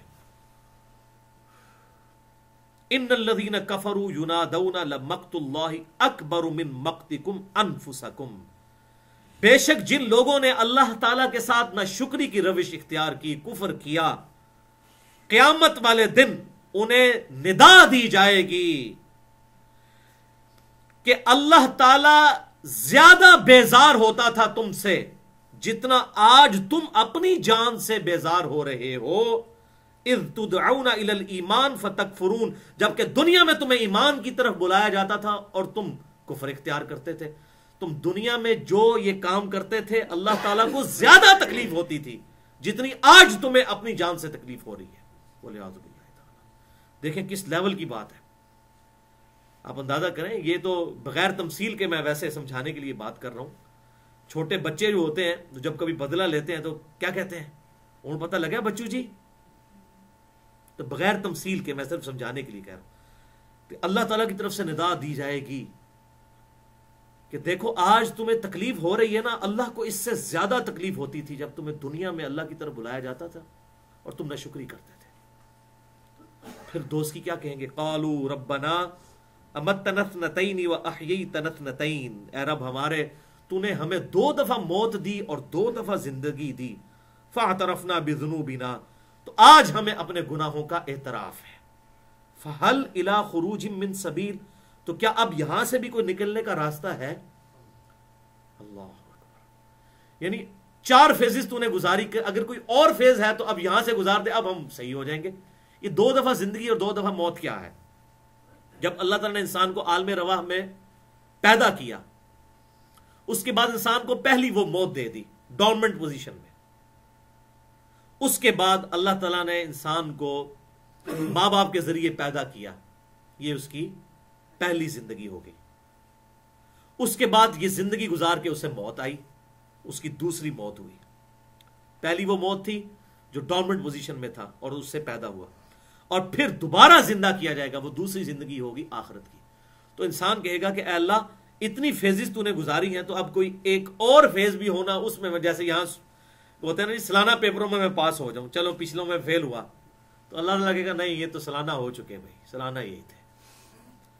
اور وجہ بھی بتا دی، ذالکم بانہ اذا دعی اللہ، یہ اس لیے کہ جب تمہیں اللہ کی طرف بلایا جاتا تھا وحدہ، اکیلے اللہ کی طرف، کفرتم، تم کفر کرتے تھے، وَإِن يُشْرَكْ بِهِ تُؤْمِنُوا، اور جب اللہ کے ساتھ اور ہستیوں کو شامل کیا جاتا تھا پھر کہتے تھے ہاں یہ ہمیں ایمان قبول ہے۔ بھائی شرک is the most sensitive issue in the sight of Allah. وہی اکثر ہوتا ہے، ہم بھی توحید کی بات کہیں کر رہے ہو، کہتے ہیں جی کوئی بزرگاں کا بھی ذکر کرو نا، اور یہاں تک ہمارے بھائی درس دے رہے تو اس کو وہاں پہ ایک بندے نے کہا جی تھی اللہ نو ہی توندے رہتے ہو ہر ٹائم، کوئی بزرگاں کا بھی ذکر کرو، بولے اعوذ باللہ تعالی، جبکہ بزرگ یا انبیاء یا اولیاء یہ خود کس لیے آئے؟ اللہ کی بات کرنے کے لیے۔ یعنی اللہ کی بات سے چڑ جانا یہ ہے سب سے بڑا جرم، جو اللہ تعالیٰ نے کہا کہ جب اکیلے اللہ کی طرف بلایا جاتا تھا تو تم انکار کرتے تھے، اور جب اور ہستیوں کو شریک کیا جاتا تھا تو تم ایمان لے آتے۔ ایک اور جگہ پہ آتا ہے اللہ تعالیٰ فرماتا ہے کہ جب اکیلے اللہ کا ذکر کیا جاتا ہے ان کے دل جو ہیں وہ بھیچنے لگتے ہیں، اور جب اور ہستیوں کو شامل کیا جاتا ہے بڑے خوش ہو جاتے ہیں۔ فالحکم للہ، تو حکم تو اللہ ہی کا ہے، العلی الکبیر، جو کہ بلند و بالا ہے اور بڑائی والا ہے۔ یہ العلی اللہ کا نام ہے، سیدنا علی کا نام ہے علی، اونچا، العلی الف لام دی علی ہوگا تو یہ خاص ہو جائے گا، یہ اللہ کا نام علی العلی۔ سورۃ الفرقان آیت نمبر 27 سے لے کر 30 تک، یہ بھی زبردست آیات، ریفرنس نمبر 30۔ وَيَوْمَ يَعُضُّ الظَّالِمُ، اب یہ ہے کہ انسان خود قیامت والے دن مان لے گا کہ میں نے یہ جرم کیا، یہ میں نے گمراہی خود خریدی تھی۔ عَلَى يَدَيْهِ، اس دن ظالم شخص اپنا ہاتھ کاٹے گا اپنے منہ سے پریشانی کے حالوں میں۔ یقول یا لیتنی اتخذت مع الرسول سبیلا، کہے گا اے کاش میں نے دنیا میں رسول اللہ کا راستہ اختیار کیا ہوتا۔ اللہ اکبر۔ یہاں ہم کہتے ہیں اور نبی صلی اللہ علیہ وسلم کو اپنا امام مانو، وہ کہتے ہیں جی ہمارے بزرگ ہیں، کاش میں نے رسول کا راستہ اختیار کیا ہوتا۔ یا ویلتا لیتنی لم اتخذ فلانا خلیلا، وہ کہے گا ہائے افسوس، کاش میں نے دنیا میں فلاں شخص کو اپنا دوست نہ بنایا ہوتا، دوست نے مجھے مروا دیا۔ وہ کیا دوست؟ یہ دوست مذہبی دوستی ہے جو اس کو نبی صلی اللہ علیہ وسلم سے توڑ کے بزرگوں کے راستے پہ چلا رہا ہے۔ یہ آگے دیکھ بھی دے لقد اضلنی عن الذکر بعد اذ جاءنی، بے شک میرے دوست نے مجھے گمراہ کر دیا جبکہ الذکر یعنی قرآن، انا نحن نزلنا الذکر وانا له لحافظون، اس الذکر یاد دہانی کو ہم نے نازل کیا، ہم ہی اس کی حفاظت کرنے والے ہیں۔ ذکر تو میرے پاس، الذکر اللہ کی یاد، وہ تو میرے پاس کتاب اللہ آ گئی تھی، اس کے آ جانے کے بعد اس نے مجھے گمراہ کر دیا۔ وَقَانَ الشَّيْطَانُ لِلْإِنسَانِ خُذُولًا، اور انسان کو، شیطان تو انسان کو بے یار و مددگار چھوڑ دینے والا ہے، لیکن شیطان یہ انسانوں میں، من الجنۃ والناس، جنوں میں بھی ہیں انسانوں میں بھی ہیں۔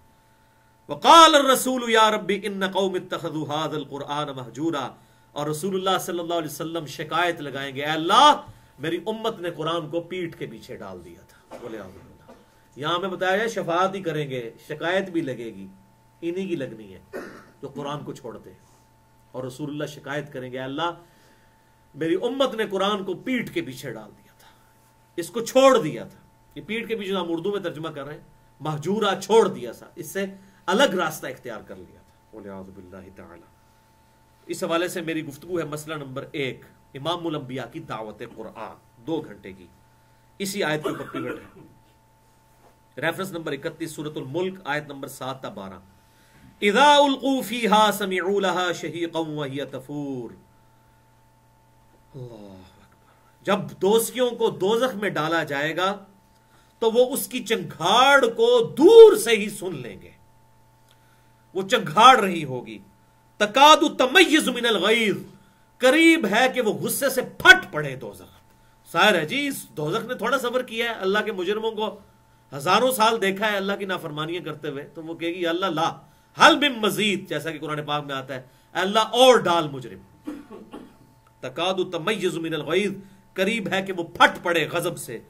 کلما القی فیہا فوج سألہم خزنتہا، جب کبھی کسی فوج کو، کسی گروہ کو دوزخ میں ڈالا جائے گا تو دوزخ کا فرشتہ اس کا داروغہ پوچھے گا الم یأتکم نذیر، وہ تمہارے پاس کوئی ڈر سنانے والا نہیں آیا تھا؟ وہ دنیا میں کوئی پیغمبر نہیں آیا تھا جس نے تمہیں بتایا ہو؟ بل تم ادھر پہنچ گئے تمہیں پتہ ہی نہیں چلا. اللہ نے تو ظلم نہیں کیا نا. قالوا بلا قد جاءنا نذیر، وہ کہیں گے ہاں کیوں نہیں، کوئی شک نہیں، ہمارے پاس تو ڈر سنانے والا پیغمبر آیا تھا. فکذبنا وقلنا، لیکن ہم نے اپنے پیغمبر کو جھٹلا دیا اور ہم نے کہا ما نزل اللہ من شیء، اللہ نے کوئی شے تجھ پہ نازل نہیں کی. ان انتم الا فی ضلال کبیر، تو نہیں ہے مگر کھلی گمراہی میں. معاذ اللہ، پیغمبروں کا ہم نے انکار کر دیا. وقالوا لو كنا نسمع ونعقل ما كنا في اصحاب السعير، پھر دوست کی کہیں گے کاش ہم نے دنیا میں اپنے وقت کے پیغمبر کی بات غور سے سنی ہوتی اور اپنی عقل استعمال کی ہوتی تو آج دوزخ میں نہ ہوتے.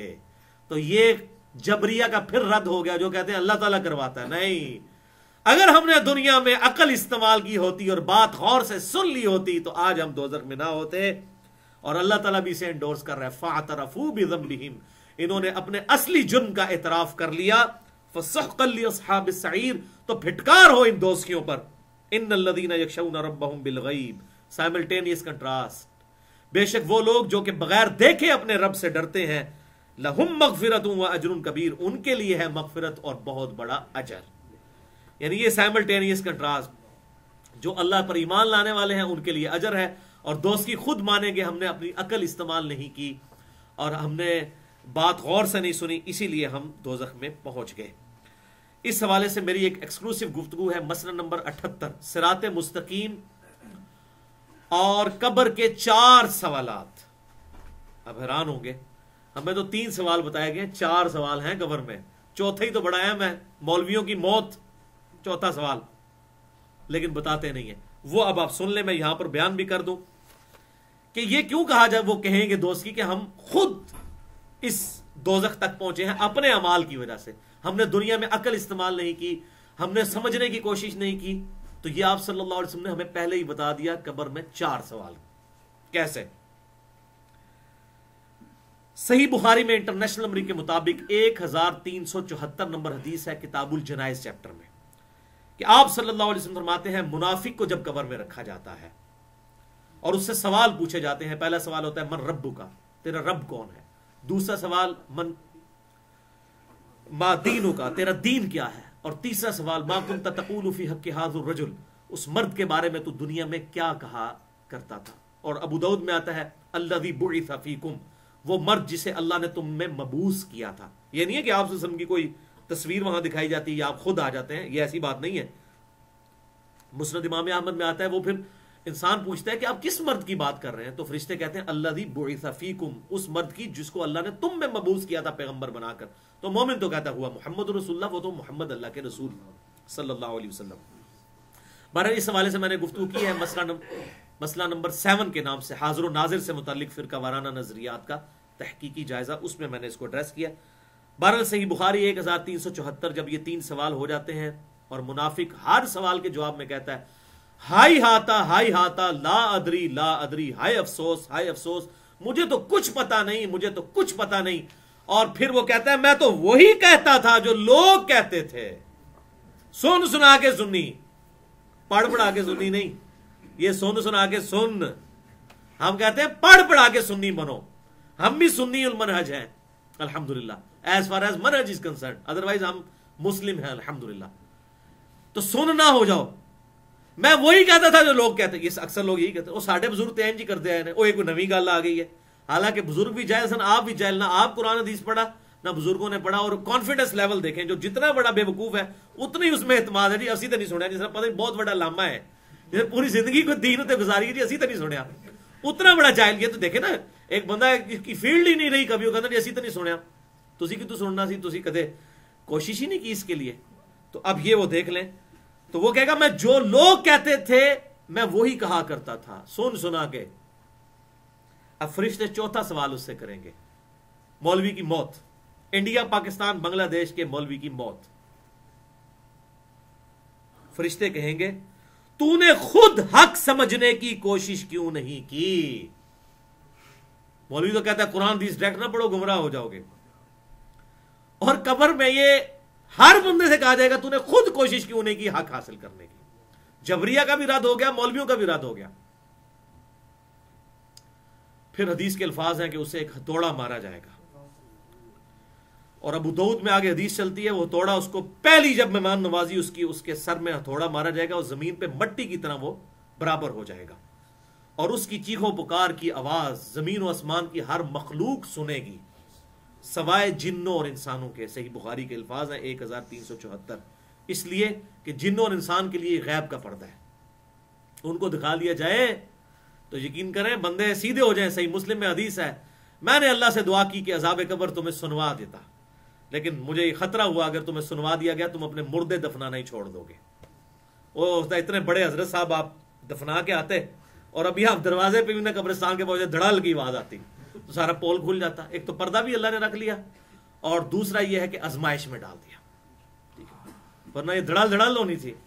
ساری بزرگیاں کھل جاتی. جب بھی کسی بزرگ کا اناؤنسمنٹ ہوتی ہے تو کہتے ہیں مرنے کا انتظار کرو, دھڑال سنا گے, پھر پتہ لگا بزرگ ہے کہ نہیں. یہ ہوتا ولیعوذ باللہ تعالی. اچھا, اب سائملٹینیس کنٹراسٹ آ گیا. یہ تو تھا منافق. اور مومن کے لیے کیا ہوگا, وہ سنن نبی داؤد میں 4753 نمبر حدیث انٹرنیشنل نمبرنگ کے مطابق, اور مشکات میں 131 نمبر ہے. اس سے سوال کیا جائے گا تیرا رب کون ہے, تیرا دین کیا ہے, نبی صلی اللہ علیہ وسلم کو تجھ میں مبعوث کیا گیا, ان کے بارے میں تیرا کیا عقیدہ ہے. وہ سب کچھ سوال دے دے گا. ربی اللہ, دین الاسلام, اور ہوا محمد رسول اللہ صلی اللہ علیہ وسلم. اب دیکھ لیں کتنی مزے کی بات ہے کہ قبر میں نہ فرقہ پوچھا جانا ہے نہ امام پوچھا جانا ہے. نبی صلی اللہ علیہ وسلم امام ہے. ورنہ تو سوال ہونا چاہیے تھا تیرا فرقہ کون سا ہے, بریلوی, دیوبندی, اہل حدیث, شیعہ, تیرے بزرگ کون نے, امام ابو حنیفہ, امام مالک, امام شافعی, امام احمد بن حنبل رحمہ اللہ اجمعین. نہیں, نبی صلی اللہ علیہ وسلم کے بارے میں سوال ہے. تو یہی بات آپ اس زمین پہ بھی 4 فٹ اندر جانے سے پہلے یہ زمین کے اوپر ہی مان لیں کہ اللہ اور دین اسلام اور نبی صلی اللہ علیہ وسلم. الحمدللہ.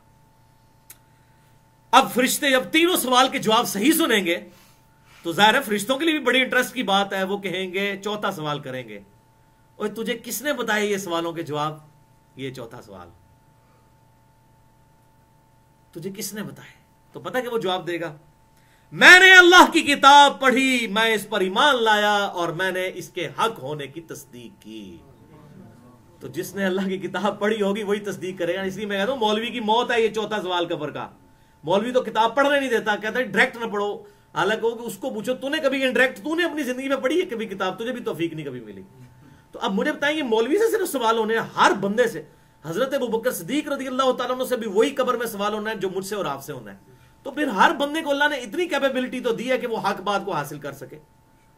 اب یہ تو نہیں ہوگے گا آگے, اچھا مجھے بتائیں وہ قبر میں اس کو تو یہ کہنا چاہیے یا اللہ میں تے ان پڑھ سا مونو بخش دے,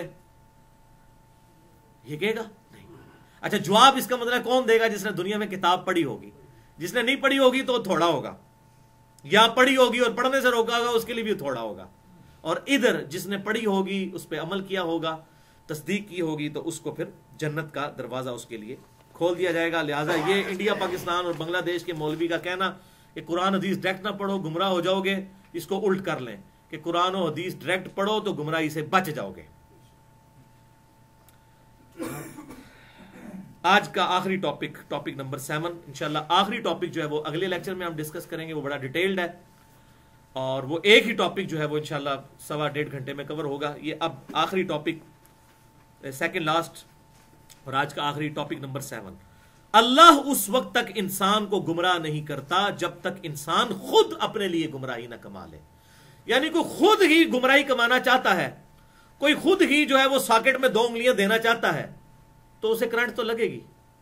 یہ وہ آیات ہیں جن سے غلط رزلٹ جبریہ نے نکالا اور انہوں نے کہا جی دیکھیں یہ آیات ثبوت ہے کہ اللہ تعالیٰ انسان کو گمراہ کر دیتا ہے. حالانکہ ان آیات کو آؤٹ آف کنٹیکسٹ وہ پڑھتے ہیں. یہ بالکل اہل سنت کے منہج کے مطابق ہے. اللہ تعالیٰ کسی کو گمراہ نہیں کرتا جب تک کہ وہ خود اپنے لیے گمراہی نہ خرید لے. ریفرنس نمبر 32 سورۃ البقرہ آیت نمبر 26 اور 27, جو بچپن سے ہمیں پڑھا کے مولوی قرآن سے دور کرتا ہے. جی قرآن پڑھ کے لوگ گمراہ بھی ہو جاتے ہیں, قرآن پڑھ کے ہدایت بھی حاصل کر لیتے ہیں. توبہ توبہ, آپ کسی غیر مسلم کو کہیں کہ یہ کتاب آپ کو گمراہ کر دے گی, وہ کہے گا جی اپنے گول ہی رکھو انہوں, کہے گا کہ نہیں؟ استغفر اللہ. اس کو تو اللہ کہہ رہا ہے ہدی للناس وبینات من الہدی والفرقان, ہدایت ہے پوری انسانیت کے لیے, اور ہدایت کے بھی روشن اس میں نشانیاں ہیں, روشن دلائل ہیں, اور یہ الفرقان ہے حق اور باطل میں تمیز کرنے والی کتاب. اور صحیح بخاری میں آیا محمد فرق بین الناس, محمد صلی اللہ علیہ وسلم لوگوں میں حق اور باطل میں تمیز کرنے والے ہیں. آپ صلی اللہ علیہ وسلم بھی الفرقان, اور یہ فائنل ٹیسٹمنٹ بھی الفرقان, جو اولڈ ٹیسٹمنٹ اور نیو ٹیسٹمنٹ یعنی تورات اور انجیل میں کون سی بات حق ہے اور کون سی باطل, اس کے اوپر یہ فرقان ہے, مہیمن ہے, نگران ہے یہ کتاب, کیونکہ وہ ٹیمپرڈ فارم میں ہے اور یہ محفوظ ہے. اب یہ آ جائے آیت جس کا غلط یہ مفہوم بیان کرتے ہیں, انشاءاللہ میں اسے کھول کر بیان کرتا ہوں. ان اللہ لا یستحیی ان یضرب مثلا ما بعوضۃ فما فوقها, بے شک اللہ تعالیٰ کو تو کوئی شرم نہیں ہے مثال بیان کرنے میں, چاہے وہ مچھر کی مثال ہو یا اس سے بھی کوئی حقیر تر مثال ہو. وہ یہ کافر اعتراض کرتے تھے, سورۃ العنکبوت نازل ہوئی تھی نا کہ اللہ تعالیٰ نے کافروں کے ایمان کو مکڑی کے جالے سے تشبیہ دی, تو کہنے لگے جی یہ اتنی بڑی کتاب ہے, اس میں مکڑی کا اس طرح کی چھوٹی چھوٹی چیزوں کا ذکر کیوں ہے؟ اللہ تعالیٰ نے فرمایا اللہ تعالیٰ کو کوئی اس بارے میں آر نہیں ہے کہ وہ مچھر یا اس سے بھی کسی حقیر چیز کا ذکر کرے. کیوں؟ اللہ نے علمیت نہیں جھاڑنی بلکہ بات سمجھانی ہے, یہ ہے مقصد. ورنہ تو یہ کتاب دنیا کی مشکل ترین کتاب ہوتی, اور قرآن کیا کہہ رہا ہے, وہ 4 دفعہ کم از کم وَلَقَدْ يَسَّرْنَا الْقُرْآنَ لِلذِّكْرِ فَهَلْ مِن مُدَّكِرٍ, ہم نے قرآن کو سمجھنے کے لیے آسان کیا, تو ہے کوئی اس سے نصیحت حاصل کرنے؟ نصیحت حاصل کرنے کے لیے کتاب بڑی آسان کتاب ہے. تو اللہ تعالیٰ ماتا ہے اللہ تعالیٰ کو تو کوئی اس معاملے میں حیا نہیں ہے کہ وہ مچھر کی مثال بیان کرے یا اس سے بھی کسی حقیر شے کی. فَأَمَّا الَّذِينَ آمَنُوا فَيَعْلَمُونَ أَنَّهُ الْحَقُّ, اور جو ماننے والے ہیں بات وہ خوب جانتے ہیں کہ یہ اللہ کی طرف سے حق ہے, یہ کتاب سچی ہے, پرپز فل ہے, من ربہم, ان کے رب کی طرف سے. وَأَمَّا الَّذِينَ كَفَرُوا, اور جو نہ ماننے والے ہیں, فَيَقُولُونَ مَاذَا أَرَادَ اللَّهُ بِهَذَا مَثَلًا, وہ کہتے ہیں اللہ تعالیٰ یہ مثالیں بیان کیوں کرتا ہے, اللہ کو کیا ملتا ہے یہ مثالیں بیان کر کے, یہ کس کی نشانی ہے جو انہیں نہیں ماننا. تو پھر اللہ نے فرمایا یضل بہ کثیرا ویہدی بہ کثیرا, اللہ تعالیٰ اس کے ذریعے بہت سو کو گمراہ کرنا چاہتا ہے اور بہت سو کو ہدایت دینا چاہتا ہے. مراد کیا کہ جو نہ مانے وہ گمراہ ہو جائے, ظاہر سبب تو بنا نا, یعنی قرآن نازل ہوا, نبی صلی اللہ علیہ وسلم آئے, تو جو مانے گا وہ ہدایت پہ, جو نہیں مانے گا گمراہ ہوگا. تو ذریعہ تو ظاہر وہ بنے. آپ کو یہ کہے گا کہ نبی نے گمراہ کر دیا لوگوں کو, نہیں, یہ اس کانٹیکسٹ میں ہے کہ اللہ تعالیٰ نے کتاب نازل کی, ہاں اس لیے کی کہ تم نہ مانو گمراہ ہو جاؤ, اور جو مانے وہ ہدایت پہ آ جائے. تو یہ ہے اس کا معنی, نہ کہ یہ کہ اللہ تعالیٰ کو زبردستی کسی کے ساتھ کرتا ہے. یہ ٹونٹ کے طور پہ, تانے کے طور پر بات ہے. اور ساتھ یہ ہے وما یضل بہ الا الفاسقین, اور اللہ تعالیٰ اس کے ذریعے کبھی بھی کسی کو گمراہ نہیں کرتا سوائے اس کے کہ جو خود ہی فاسق ہو, جو بات نہ ماننے والا ہو. تو وہ کون ہوں گے لوگ جو قرآن و حدیث پڑھنے نہیں دیں گے.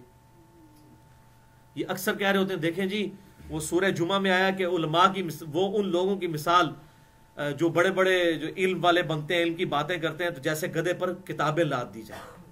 اور بھائی وہ تو علماء یہود کی مثال دی گئی کہ گدھے کے اوپر کتابیں لاد دی, تو گدھا کتاب پڑھ سکتا ہے؟ تو اللہ تعالیٰ نے علماء یہود کی مثال دی کہ کتابیں ان کے پاس تھیں, انہوں نے پڑھ کے اس پہ عمل نہیں کیا. جنہوں نے عمل کیا عبداللہ بن سلام وہ تو صحابی بن گئے, ان کو تو نہیں اللہ نے گدھا کہا. گدھا ان کو کہا جو کتابوں سے استفادہ نہیں کرتے. تو یہ آج کی اکثر علماء کا یہی حال ہے, ان کے شوکیس میں بخاری پڑھی ہوئی ہے, مسلم پڑھی ہے, وہ اس سے استفادہ نہیں کرتے کہ اس میں نماز کا طریقہ کیا لکھا ہوا ہے. اور جو بیچارہ شوکیس سے نکال کے پڑھتا ہے اس کو کہتے ہیں دیکھا کتاب پڑھ کے گمراہ ہو گیا. اللہ نے کہا جو کتابوں میں کچھ دین نہیں ہے وہ گدھے کی مثال. اور گدھے تو یہ ہیں لوگ جنہوں نے کتابیں لادی ہوئی اپنے اوپر پڑھتے نہیں ہیں. سمجھے آپ؟ یہ ان کی مثال ہے اور علماء یہود کی مثال ہے. اور بخاری اور مسلم کی متفق علیہ حدیث ہے میری امت میں وہی خرابیاں پیدا ہوں گی جو اگلوں میں پیدا ہوئی قدم بقدم بالش بر بالش, حتیٰ کہ ان میں سے کوئی گوہ کے سراغ میں داخل ہوا تو یہ لوگ بھی داخل ہوں گے. صحابہ نے پوچھا یہ اگلے لوگ سے مراد کیا یہود و نصارہ ہیں؟ فرمایا وہ نہیں تو اور کون ہے؟ وہی علماء یہود کی خرابی یہاں بھی ہمارے علماء میں بھی آئی کہ جو کتاب پڑھتا ہے اس کو کہتے ہیں گدھے کی مثال ہے. گدھے کی مثال تو وہ ہے کہ گدھے کے اوپر لاد دی کتاب تو وہ پڑھتا ہی نہیں ہے, جو پڑھتا ہے وہ گدھے کی مثال تو نہیں. یہ اصل میں یہ شوکیس جنہوں نے سجائے ہوئے ہیں جو پڑھتے نہیں ہیں نہ پڑھنے دیتے ہیں, یہ گدھے کی مثال ہے. اور یہ ہوتے ہیں گمراہ. پڑھنے والا گمراہ نہیں ہوگا. یہ کتاب تو کتاب ہدایت ہے, ورنہ کسی غیر مسلم کو یہ بات بتائی ہو کہ جی کول ہی رکھو, اگر یہ گمراہ کر دیے تو میں اسی طرح ہی ٹھیک ہوں. یہ تو کتاب سراپا ہدایت ہے.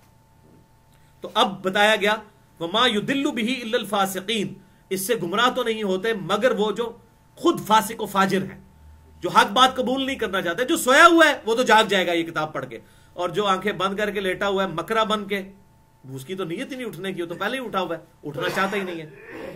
الذین ينقضون عہد اللہ من بعد میثاقہ, اور ان کی نشانی ہے یہ وہ لوگ ہیں جنہوں نے اللہ سے عہد کیا اور پھر توڑ دیا. کون سا عہد؟ جو ہماری روحوں سے لیا. سورۃ الاعراف آیت نمبر 172, الست بربکم قالوا بلا, ہماری روحوں نے کہا تھا, ہماری انسٹنکٹ میں توحید موجود ہے جو انہوں نے توڑ دی. وَيَقْطَعُونَ مَا أَمَرَ اللَّهُ بِهِ أَن يُوصَلَ, اور وہ قطع کر دیتے ہیں اس چیز کو جس کے جوڑنے کا اللہ نے حکم دیا ہے. یعنی رشتہ داروں کے ساتھ حسن سلوک کرنے کی بجائے وہ قطع رحمی کرتے ہیں صلہ رحمی کی بجائے. وَيُفْسِدُونَ فِي الْأَرْضِ, اور زمین میں فساد مچاتے ہیں. أُولَٰئِكَ هُمُ الْخَاسِرُونَ, یہی ہیں خسارہ پانے والے. یہ بتا دیا کہ کون لوگ گمراہ ہوں گے.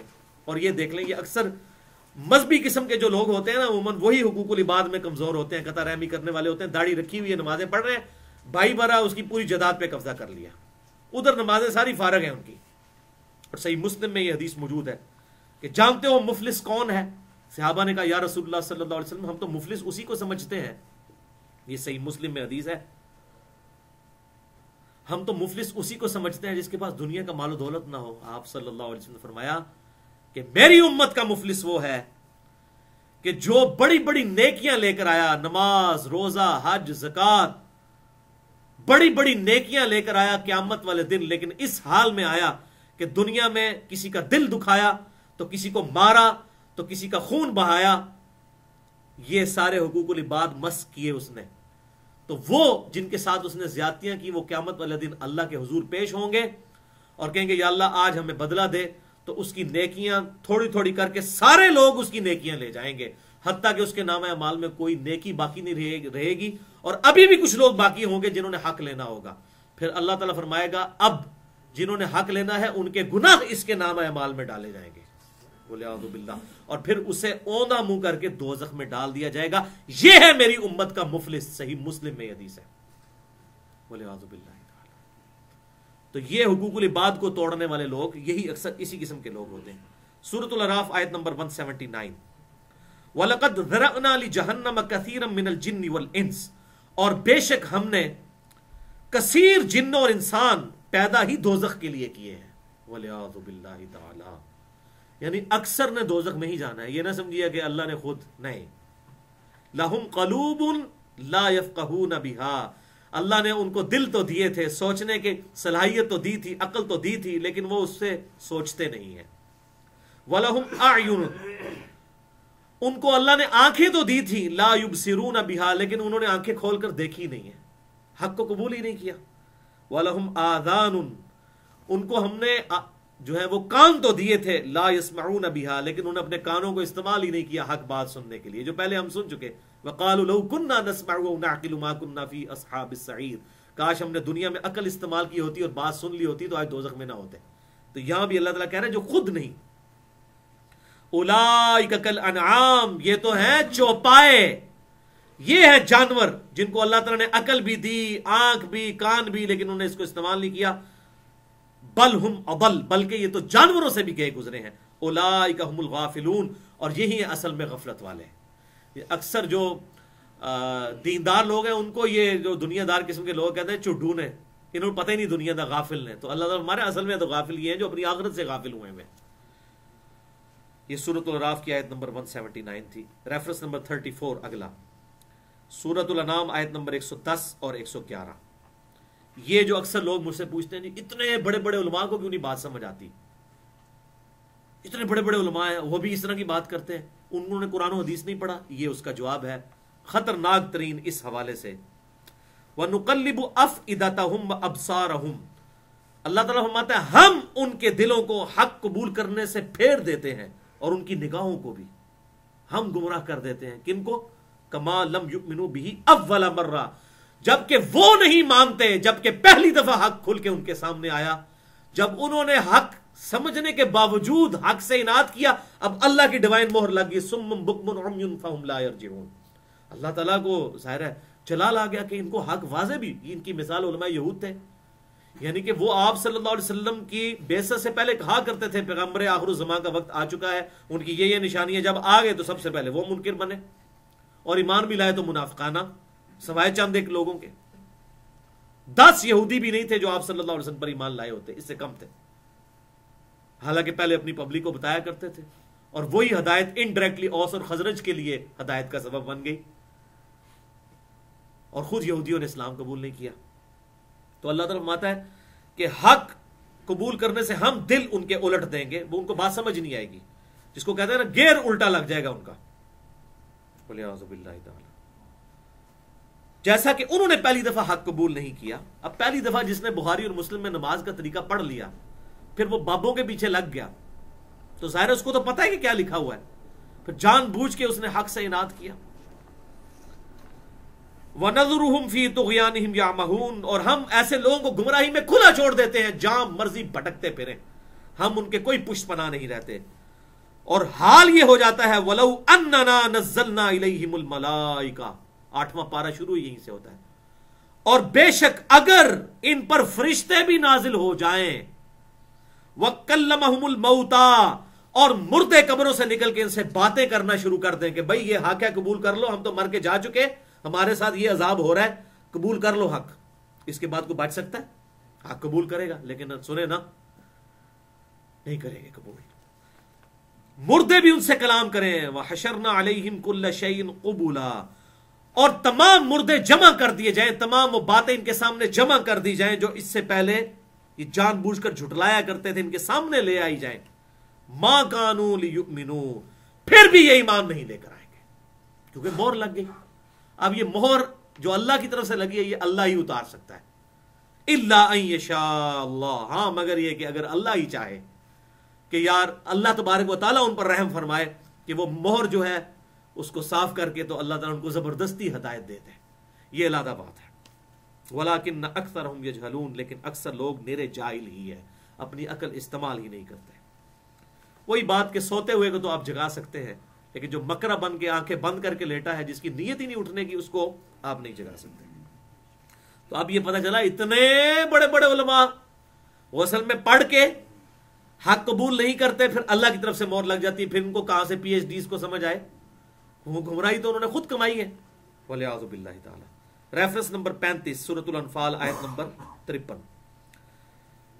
ذَلِكَ بِأَنَّ اللَّهَ لَمْ يَكُنْ مُغَيِّرًا نِعْمَةً، یہ اس لیے کہ بے شک اللہ تعالی کسی بھی قوم سے نعمت نہیں چھینتا، ان کی حالت نہیں بدلتا.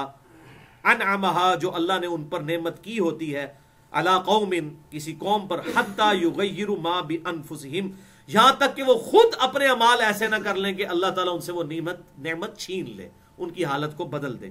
وَأَنَّ اللَّهَ سَمِيعٌ عَلِيمٌ، اور بے شک اللہ تعالیٰ سننے والا اور علم والا ہے. اس سے بھی پتہ چلا، اس میں بھی جبریہ کا رد ہے. اللہ تعالیٰ فرماتے ہیں ہم کسی سے نعمت نہیں چھینتے جب تک کہ وہ خود ناشکری کر کے اپنی نعمت نہ گوا لے. اور اسی کا سائملٹینیس کنٹراسٹ ہے جو اکثر لوگ کہتے ہیں کہ اللہ تعالیٰ کسی قوم کی حالت اس وقت تک نہیں بدلتا جب تک کہ وہ اپنی حالت خود نہ بدلے. وہ بھی بات درست ہے.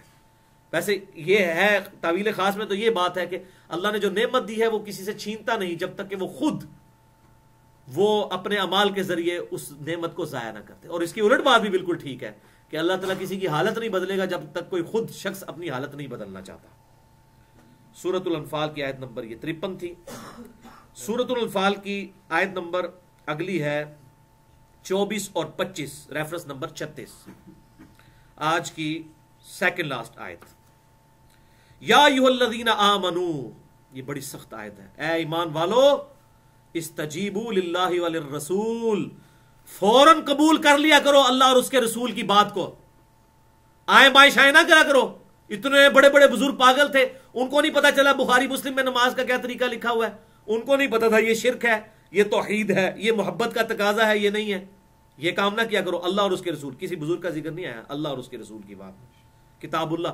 आज अल्लाह और उसका रसूल एज एन इंस्टीट्यूशन है हमारे सामने, किताबुल्लाह और सुन्नत की फॉर्म में, जो सहीहुल इस्नाद हदीस से ड्राइव्ड हो।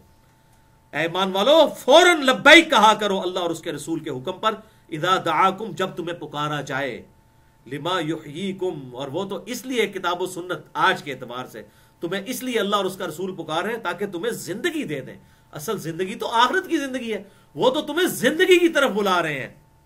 वालमू, और जान लो, अन्नल्लाह यहूलु बैनल मरई व क़ल्बी, कि अल्लाह ताला खुद हायल हो जाता है इंसान और उसके दिल के दरमियान, कि उसे बात समझना है। ये है वो सुम्मुन बुकमुन उम्युन फहुम ला यरजिऊन, ये गूंगे हैं, बहरे हैं, अंधे हैं, कुछ समझ नहीं आती।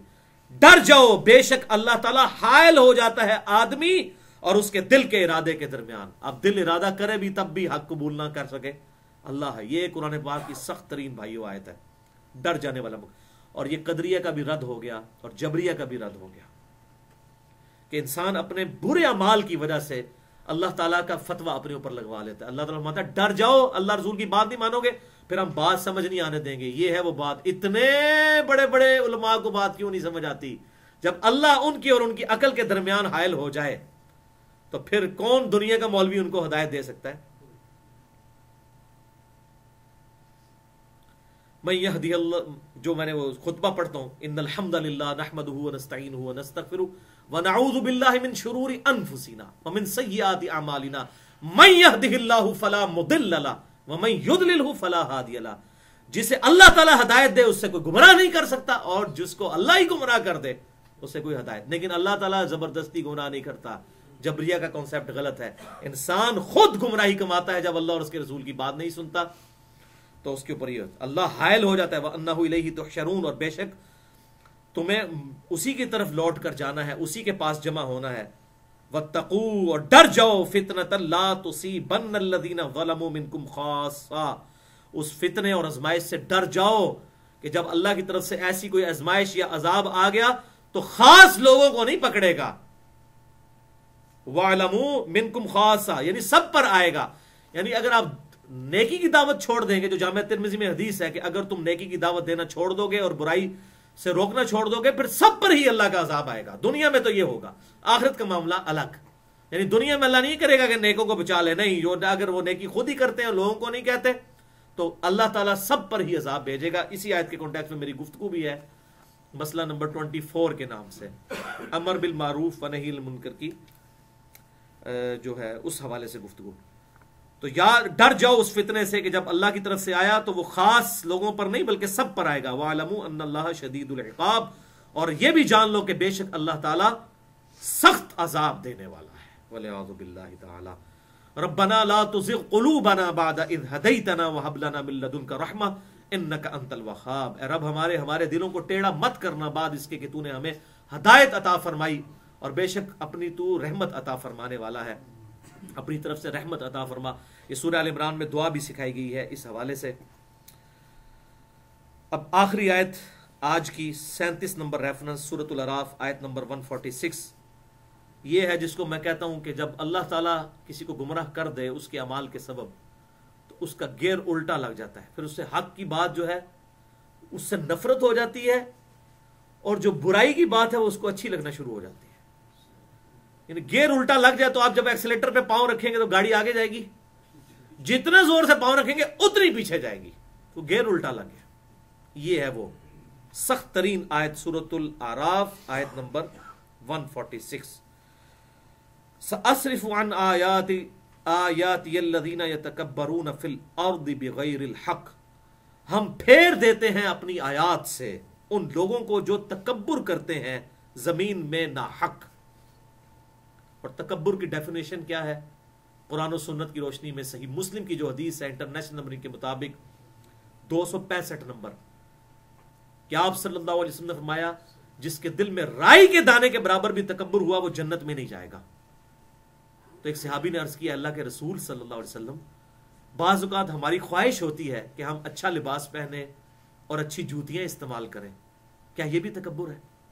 تو آپ صلی اللہ علیہ وسلم فرمایا یہ تکبر نہیں ہے، اللہ بھی خوبصورت ہے اور خوبصورتی کو پسند فرماتا ہے۔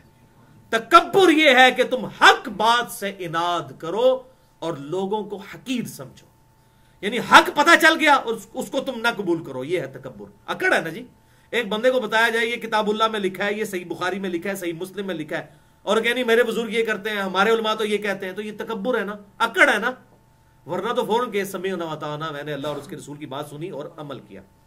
تکبر یہ نہیں کہ تم اچھا لباس پہنو یا اچھا دکھو، اللہ بھی خوبصورت ہے، خوبصورتی کو پسند فرماتا ہے۔ تکبر یہ ہے کہ تم حق سے اناد کرو اور دوسروں کو حقیر سمجھو، اچھا لباس ضرور پہنے لیکن دوسروں سے نفرت نہ کریں، ان کو اس طرح حقارت کی نظر سے نہ دیکھیں۔ تو ہم ان کو اپنی آیات سے ہی پھیر دیتے ہیں، اللہ تعالیٰ فرماتے ہیں ہماری آیات بھی ان کو سمجھ نہیں آئیں گی جو نہ حق تکبر کرتے ہیں، یعنی خود حق قبول نہیں کرتے وہ۔ وَإِن يَرَوْا كُلَّ آيَةٍ لَا يُؤْمِنُوا بِهَا، اگر یہ ہر طرح کا معجزہ بھی دیکھ لیں تب بھی ایمان نہ قبول کریں، کیونکہ اللہ ہی نے جب گمراہ کر دیا وَلِعَاذُ بِاللَّهِ تعالیٰ، لیکن جان بوجھ کر گمراہ نہیں کیا، جبریہ والا نظریہ نہیں، اپنے اعمال کے سبب۔ وَإِن يَرَوْا سَبِيلَ الرُّشْدِ لَا يَتَّخِذُوهُ سَبِيلًا، اور یہ حال ہو جاتا ہے ان کا کہ جب یہ ہدایت کا راستہ دیکھتے ہیں تو اس کو اپنا راستہ نہیں بناتے، وہ کہتے ہیں نہیں یہ راستہ نہیں ٹھیک، گیئر جو الٹا لگا ہوا ہے۔ جب وہ ہدایت رشد کا راستہ دیکھتے ہیں کہتے ہیں نہیں یہ تو بڑا خطرناک راستہ ہے، اس پہ نہیں جانا۔ وہ اپنی طرف سے صحیح سمجھ رہے ہوتے ہیں یہ بات، لیکن وہ اصل میں ان کو اللہ تبارک و تعالیٰ نے ایسا ان کے ساتھ معاملہ کر، جیسے آپ کالا چشمہ لگا لیں تو ہر چیز یا وہ کالی نظر آئے گی، ایسی ان کی آنکھوں کے آگے پردہ آ جاتا ہے۔ وَإِن يَرَوْا سَبِيلَ الْغَيِّ، اور جب کبھی کوئی بغاوت کا راستہ دیکھتے ہیں یتخذوہ سبیلا، تو اس کو اپنا راستہ بنا لیتے ہیں، یعنی جو پٹھا راستہ ہے نا جڑا انہوں نے سیدھا نظر آتا ہے، سیدھا پٹھا نظر آتا ہے۔ توبہ والعیاذ باللہ، لا حول ولا قوۃ الا باللہ، ذالک بانہم کذبوا بآیاتنا، یہ اللہ نے جان بوجھ کے نہیں کیا، یہ اس لیے کہ انہوں نے ہماری آیات کو جھٹلا دیا، وکانوا عنہا غافلین، اور اپنی پوری زندگی غفلت میں گزار دی۔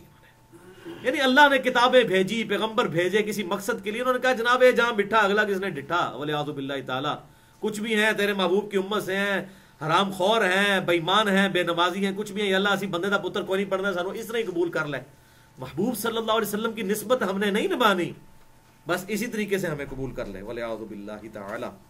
یہاں پر میں آخر میں ایک حدیث بتا دوں، اسی لیے آپ صلی اللہ علیہ وسلم یہ دعا کیا کرتے تھے، آپ صلی اللہ علیہ وسلم دعا کیا کرتے تھے امت کی تعلیم کے لیے۔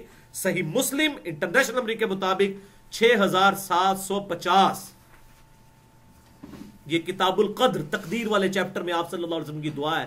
اتنا ڈرتے تھے آپ صلی اللہ علیہ وسلم، دعا کیا کیا کرتے تھے آپ صلی اللہ علیہ وسلم؟ صحیح مسلم 6750، آپ صلی اللہ علیہ وسلم نے فرمایا کہ اولاد آدم کے دل اللہ تعالی کی 2 انگلیوں کے درمیان ہے، چاہے ان کو یہاں پلٹ دے چاہے وہاں پلٹ دے، والعیاذ باللہ تعالی، یعنی چاہے انسان کو ہدایت دے دے یا گمراہی اللہ کے اختیار میں ہے۔ یعنی وہ کس وجہ سے آپ نے پورا قرآن کا مقدمہ سنا، یہ جبریہ والا نظریہ نہیں کہ اللہ زبردستی گمراہ کرتا ہے، نہیں، ڈرتے رہو اس معاملے سے، کوئی ایسا عمل نہ ہو۔ 2 انگلیوں میں ہے، چاہے یہاں پلٹ دے چاہے وہاں۔ اور پھر آپ صلی اللہ علیہ وسلم نے دعا کی، اللہم مصرف القلوب، اللہم مصرف القلوب، اے اللہ دلوں کے پھیرنے والے، صرف قلوبنا علی طاعتک، تو ہمارے دلوں کو اپنی اطاعت میں پھیر دے، اے دلوں کے پھیرنے والے ہمارے دلوں کو اپنی اطاعت کی طرف پھیر دے۔